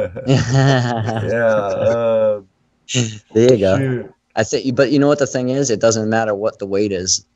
It's the same box with the flat rate boxes, because I just dealt with that. What I ended up doing with the Australia guy is I gave him less material but more gold and charged him more, because I gave him pretty much 2 orders, so the shipping would be less than the order, because it was $32. Thank you for joining us from Dublin, Ireland, Carl. Do me a favor, go to Facebook if you're on Facebook. Search for Ed Marvin and send me your address, and I'll talk to Bill, and I'll have Bill contact Jaron, and we'll definitely see what I can do, because I hate to be a white man giver, so to speak, and we weren't correct. So I'm sure the white man has taken away a lot more things given to people than the Indians have. So I'm not going to say Indian giver. So, no. Okay, so just search for Ed Marvin, and if you see the links for flashingyourpan.com and my YouTube channel, you found the right guy. I forget what our picture. Oh, you'll see like 5 guys in the profile picture with red shirts on, holding gold pans and stuff at the panning booth of the gold show, you have the right guy. And so send me your address, please, and I'll get that to Bill, and we'll see what we can do. We'll work it out. We'll work it out. And while you're at it, send me a friend's request. Hey. And if you haven't subscribed to the YouTube channel, go ahead and subscribe and share and like. Yeah, subscribe to mine too.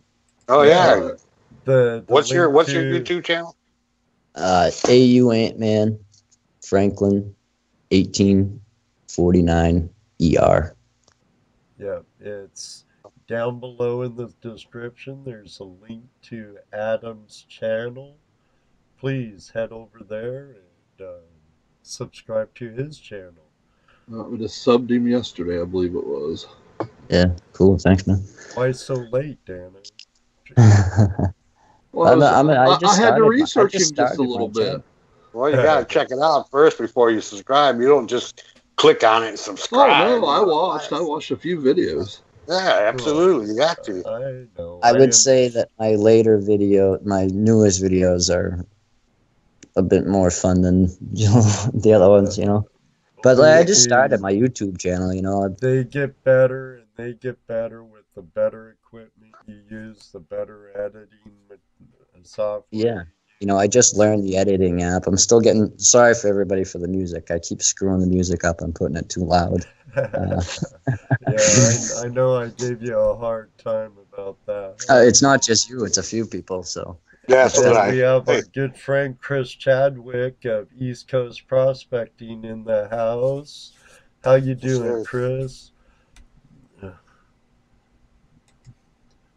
A nice crowd tonight. All kinds of friends from all over the world. We've had viewers and listeners from literally almost completely around the world. Australia, the UK, Ireland. And that's all late night. Yeah. It shocks Early me. Morning. It shocks me how many people I have on my channel that are actually from other countries, and they're up, messaging me, and I don't realize how it's sometimes like Andrews. It's the next day, and I'm messaging them at like 1 a.m. and right. I gotta remember that. Actually, Dave does that to me too. I'll be just getting ready to go to bed. Next thing I know, I get a message. And it's Dave, and he's like, 2 hours, 3 hours behind. So it's still early for him, Oh well. Yeah, but I appreciate all my subscribers, and everybody that subscribes to me, I always subscribe to their channel. I feel like everybody needs subscribers. We're all trying to show something out there, and right. If it's a good way to spread knowledge and information and spots, and if you didn't have YouTube, really, I would have never really. I got a lot of information, I have to say, and I still learn stuff every day. I watch, people like Andrew from Adventure Gold and Two Toes and all these guys. I mean, every video they come out with, you see a little bit different. Even if you're in a different part of the world, it all comes down to the same things, and you might be missing something that somebody else has a different view on, and it might open up an idea for you, or a spot that you've been thinking of that you overlooked something. There's all different situations, and I know that I have a few people that are just really starting out, and from watching my videos. I had a lady come up, Deborah Beaton. She just started panning. She's got the gold fever big time. She lives up in the White Mountains in New Hampshire. She probably has gold in her yard, literally, and she's been all over looking for it, and she hasn't found any. And she's watching my channel, and I gave everybody that opportunity to come up to that. I did a 5-day dig up there, and told anybody that wants to come dig, come on up. And first pan, she had gold, and the look on her face, she was ecstatic. Well, I'll bet. And I feel like, she watches all my videos, and she's doing things that I'm doing now, and now she's finding good locations, and she's going to be getting gold, you know. And if you didn't have YouTube, you wouldn't have that opportunity. You know, it's, if you've ever tried to contact any of these guys from these gold shows, no one's going to respond to you, you know. So nowadays, maybe you can, because some of them have YouTube channels and Facebook and stuff, but you know, you're saying how much YouTube was a tool in the internet in whole. Now, when I was really starting and doing mining and got my claims, I used to look for open claims and closed claims by a microfiche and a microfiche reader.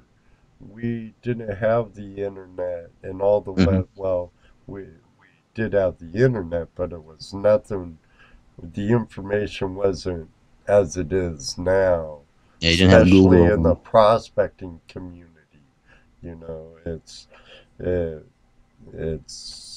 I wish I had half the resources we do now back then. It wasn't going to, BLM. Yeah. Okay. The LR 2000 report. It was none of that, or MindQuest, or Land Matters, or none of that. Even when you started, Dano, 10 years ago, you didn't have that. You know, it was I've all been by at word it of now mouth for 25 plus years now. At least Jesse, he had that resource available to him. Well, yeah, I did a lot of. That's what I did. In fact, that's how I found you, Ed, was online. You know. Well, and then we ended up belonging to the same chapter of the GPA. Right. So yeah, I've done a lot of research. You gotta remember the old way still, though, because that's where I've gotten. You gotta combine what you can learn on the internet and then go to the old library. Exactly, because you could do all the reading and studying and researching online and watching all the videos. And you can do all that stuff, but you're really not going to learn it until you get out there and actually do it. Yeah. You know, actually find gold, then you know what it looks like. Up until then, you had an idea what it's supposed to look like. Hey, I used to go to the library too and check out books and get a hold of books by the Conservation Corps. You know, they'd come through areas when they were when they had that work program way back when, and they documented everything, what minerals they found, where and whatnot, why they're cutting roads, and I'd use those for reference and read a bunch of mining history for like Skagit and Whatcom County in Washington, or the Klamath River area in Northern California where our other two claims were, but it was a lot more time consuming too, and a lot of the homework and research even before you go out to get in the field, because what do you want to do first? You want to know where it's been found before. You don't so you don't want to. And you'll find information at the library that you won't get online. Like that's how I found that mine. Like I said, you can't find any information really about gold besides on MineDat and a few other sites on the internet. But you couldn't find out any of the information about the mine that I go to the most. And I ended up going to the Sheldonville Town Library and getting the old newspaper clippings from the late 1800s, because then they were trying to get people to invest in money for the mine. So you got more information on what was there, and there was actually pictures of the mine. So then I got to see where the stamp mill was, and there was ore carts, and then it all made more sense to me. Now you can't get that information online. Right. Now you know once you figured that out, now you knew what you were looking at. Exactly. That's when it all came together. And then I found a high grade pile, and there's a pile of high grade ore there there's probably anywhere from 6 to 10 tons stacked up there. And then there's a mid grade pile that is it's ginormous. I mean, and then never mind what's still left in the ground. There's stuff just laying there. And then if you go down to where the stamp mill was, you can imagine there was a 24 battery stamp, so there was a lot of rocks flying everywhere.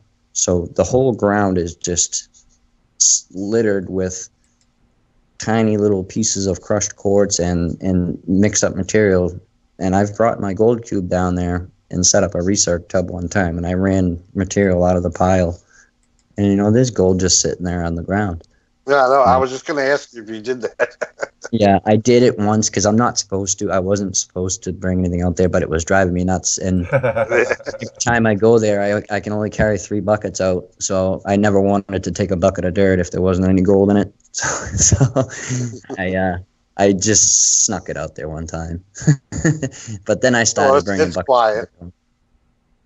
Yeah, I actually have a quiet system, so you can't hear it. Go ahead. Yeah, it is really quiet. That's the one good thing about the gold cube. Right. Yes, it is. We're on 10 o'clock. Yeah. Oh, time flies when you're having fun and having a great conversation. Sure enough. Yeah, you can't get me talking about gold. Yeah, we've had a few out here like you before. Yeah. So what kind of metal detectors you got? I have a gold bug too, but I broke the computer board in it a while back. I dropped it and it got water and all types of crap in it, and it broke. And I've been procrastinating on getting that one fixed, and then I ended up getting I had a White's GMT that was given to me when I first started, and I really like that machine. And I use that a lot when I'm out in the rivers. I was using it before to track, where the pastry could possibly be, tracking iron and all that crap. And right. But I don't really use it as much. I haven't been really metal detecting much because besides that spot up in Vermont, it's really not worth metal detecting anywhere for gold around here. And but I do have an ATX that I can pretty much use it whenever I want type of deal. So that machine is the go-to one right now, but it's a PI machine and I don't really like it. It's a great machine. I know it works, but it's hard to get used to. I don't know if it's just because it has the double D coil on it, and I have a hard time targeting in where it is for some reason. But I really like the gold bug too. So I might just, since I'm going to Arizona, I want to have a good metal detector. So yeah, I was going to say. I think I'm going to end up squashing my deal with the ATX and getting out of that, and then putting the money into just getting another detector. I was actually online today looking at a brand new one because the board for it cost almost as much as buying a new one. So I might as well just spend it. Have you ever heard of the Falcon MD20? Yeah. I actually, I really wanted to get one of those. I know Bobby Freedom has one, and I should have gotten one a long time ago because it would have made my life a lot easier with the gold ore. But that thing works great, but I think it's really good for, for hard rock and finding specimen pieces and like stuff like that. It's extremely sensitive. It's something like 250. I think isn't that like a giant pinpointer? Yeah, that's all wand type. It has a little box for the circuitry, a fairly long cable, about 4 feet, with the wand. So it would be good for you could use it out in the field if you were crevicing, for sure. You could run that thing over, crevices and stuff like that, but it doesn't go very deep from what I remember. But it's extremely sensitive. But like you could pick up a very small piece of gold inside a rock. I think that's what it's really good for. I'd like to try the macro racer, or there's a, what is it, Nokia, NOKTA or something like that. There's a new one out by them that looks really good too. But I mean, the metal detectors are just ridiculously expensive. Oh, yeah. I would obviously love to get a mine lab, but I don't have $7,000. Yeah, I hear you. You and I both. I think all of us would like a mine lab. Yeah. Yeah. I see keep trying to win one. Yeah. That would be the only way I get one, unless I get out a good spot and I start getting some good color the next time. I don't know. I watch these guys. You ever watch I Break for Bedrock? Yeah, I've seen some of their stuff. You see the gold they're pulling out of the ground in Arizona? Those huge nuggets and 5-ounce cleanups. I know it's 2 weeks time, but still 5 ounces. That's pretty good. Right. Yeah, I'm sure they put in the sweat equity for that though. So. Yeah, but you can ask anybody that digs with me. I'm kind of like. If you see my videos, there's really nothing what's going on. I'm like out of my mind when it comes to digging. I won't stop. I try to just dig till I can't dig and it hits something. I want to get to the bottom of the hole. That one hole that it was a kind of a community hole up there. After a while, it was me and Nick and John, but we moved 127 yards out of that hole over a couple span. And I'm going to work my ass off when I get out there, and I think, I'm not saying it's going to be easier, but I think it's going to be easier than digging what I've been digging in, because I literally, I think your challenges are going to be different. They're going to be different. Yeah. But I'm not, so that's going to make it hard again. I think not digging in massive boulder patches where it takes me, I might have to move 10 huge rocks to get, a couple shovels. Dude, I've been watching Swifty's videos, and he moves some boulders too. Yeah, in those areas, I think I'm going to be more aiming in towards the little dry, small feeders that are coming off the hillsides. That's where I'm going to probably focus most of my attention. Maybe in the goldfield areas, I'll metal detect in those areas, down in those flat areas, because it seems like a lot of the nuggets come out in those goldfields, the flat areas. Like, if you watch Jeff Williams's videos, and there's some hilly areas, but it's more in the flat areas. I want to go up in those really steep, narrow washes that are coming off the hills, and get down in there, because it seems like that's where the better gold's coming out. And those are the areas that people don't want to go. You don't want to be working up on the hill, but I'm willing to do that kind of work if I'm going to get a good reward for it. Right. It's gonna be a learning curve. You're right. It's going to be completely different. Absolutely flip flop from everything that I've been doing. Dry washing, and I know that at some points I'll be able to run high bankers and sluices and stuff like that, but I would think for the majority of the time I would most likely going to have to be either recirculating or using a dry washer, I would imagine. And it's gonna, everything's gonna be different. The heat, the material, the sand, and not being able to dry wash if it's damp. That's what's gonna probably kill me the most, is finding areas like that are going to be workable, that the material is going to be dry enough.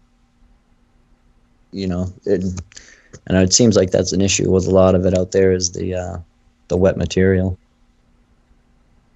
if you're trying to dry wash. But everybody keeps telling me to get some kind of recirculating trommel with a secondary trommel that the waste water goes into, and that trommel just has felt in it.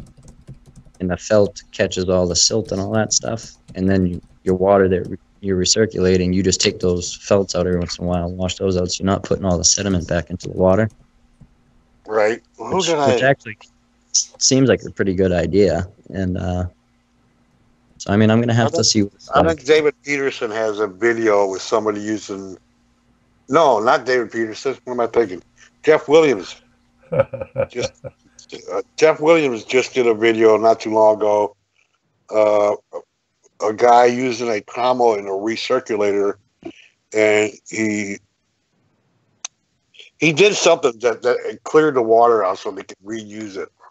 You'd have to go find that video, but he does have one. Well, you could have several different. I know out in the desert, people that do recirculating, some of them have different tubs that your sediment drops in. So once it gets back to your pump, going back to your equipment, it's a lot cleaner, and a lot of that sediment has dropped out. Mm-hmm. This one had some kind of filtration. I don't want to call it a filter. It wasn't a filter. It was a way that the dirty water went and cleaned itself. You'd have to look at it again. You have to look at that video. Yeah, I'm gonna have to look for it. I don't know how I missed it. I'm subscribed. I usually get his videos. I must have overlooked it. I think we're all subscribed to Jeff Williams. Yeah, right. I know. Yeah, these guys were. He went out there, and there was a guy out there, somebody knew, who had a recirculating trommel, and the way he moved the silty material out of his water was I wish I could remember what it was. It was just, I don't know. Go watch the video. I know he has another video where you can do it in just a bucket with a paddle, and I do that too. You put the material in the bucket and you spin it up with the paddle, and all the light stuff swirls up to the top, and you dump it off. Right. Now this is working a trommel. Yeah. So this guy's working a trommel and a recirculating system. And he says the biggest problem is the silty water that they get. Right. The muddy water. But he did something that actually drew that silty water away long enough and it wasn't a separate tub. It was just some kind of action in the trommel. You'd have to watch the video. Yeah. I didn't. I wasn't much. Some kind of agitators or something. Yes. Yeah. It's only a few videos ago. It wasn't that long ago. Yeah, I'll check it out. I don't know what the name of the video was, though. I suppose I could look it up. Well, guys, it's getting fairly late. Yeah. Yeah, I should probably get going as well. It's later for you, is it? You know, you're at the same time we are. Yeah, but I usually go to bed early. Got to brave that cold weather.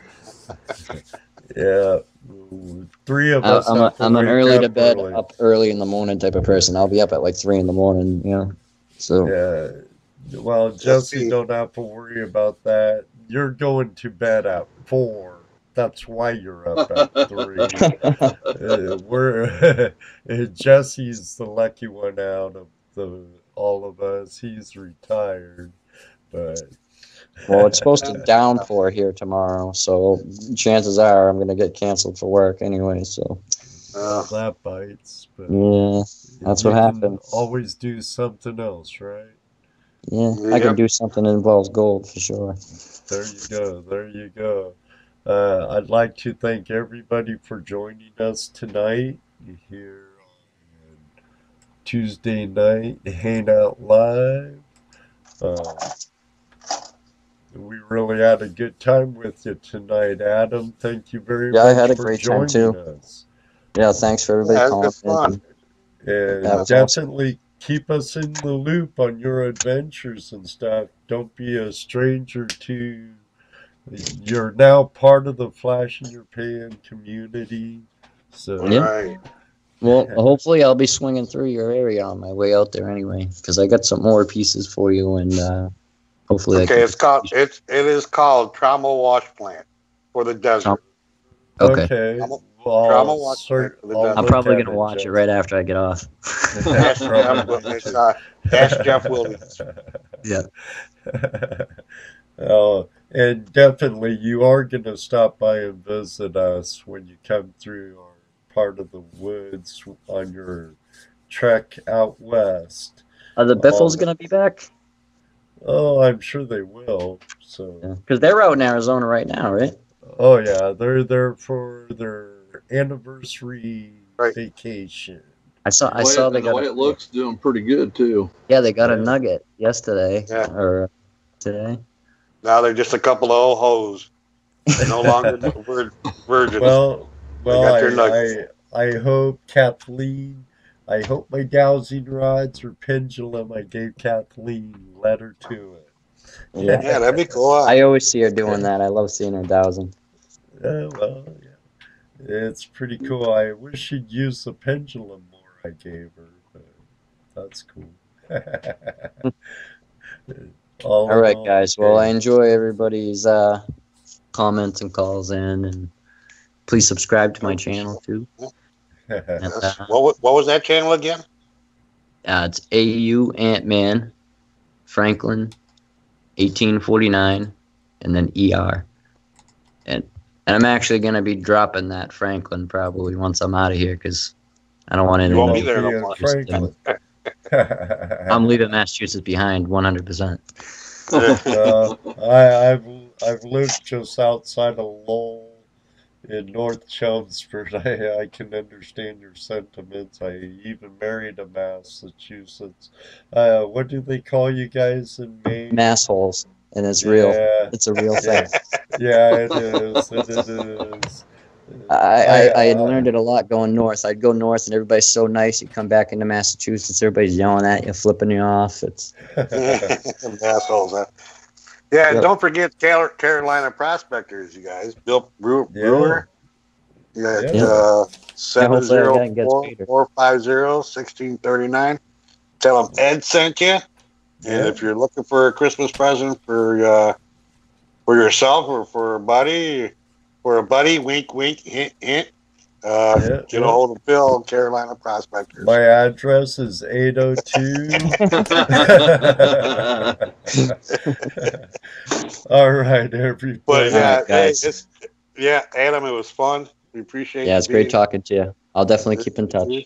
Oh, and hey, definitely. I don't want to forget. Next week, we're having the Goose. That's right, the SluiceGoose, a homeboy from back home in Washington with Majik Mike on. That should be a really good show, so don't miss it.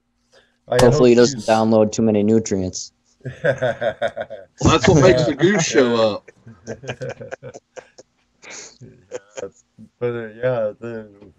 Gotta have the Goose there. He's awesome. Great guy. Boyce, great guy. Majik Mike seems like a really cool guy too. It's going to be a lot of fun having them on. And then the following week after that, we have the Relic Recoverist, Jocelyn, Elizabeth, and also her alter ego, the Crazy Lamp Lady. So, thank you, all my YouTubers and friends, for joining me and my friends, Dano, and ToledoJess, and our new friend Adam, the Ant-Man. Thanks again for joining us tonight, Adam.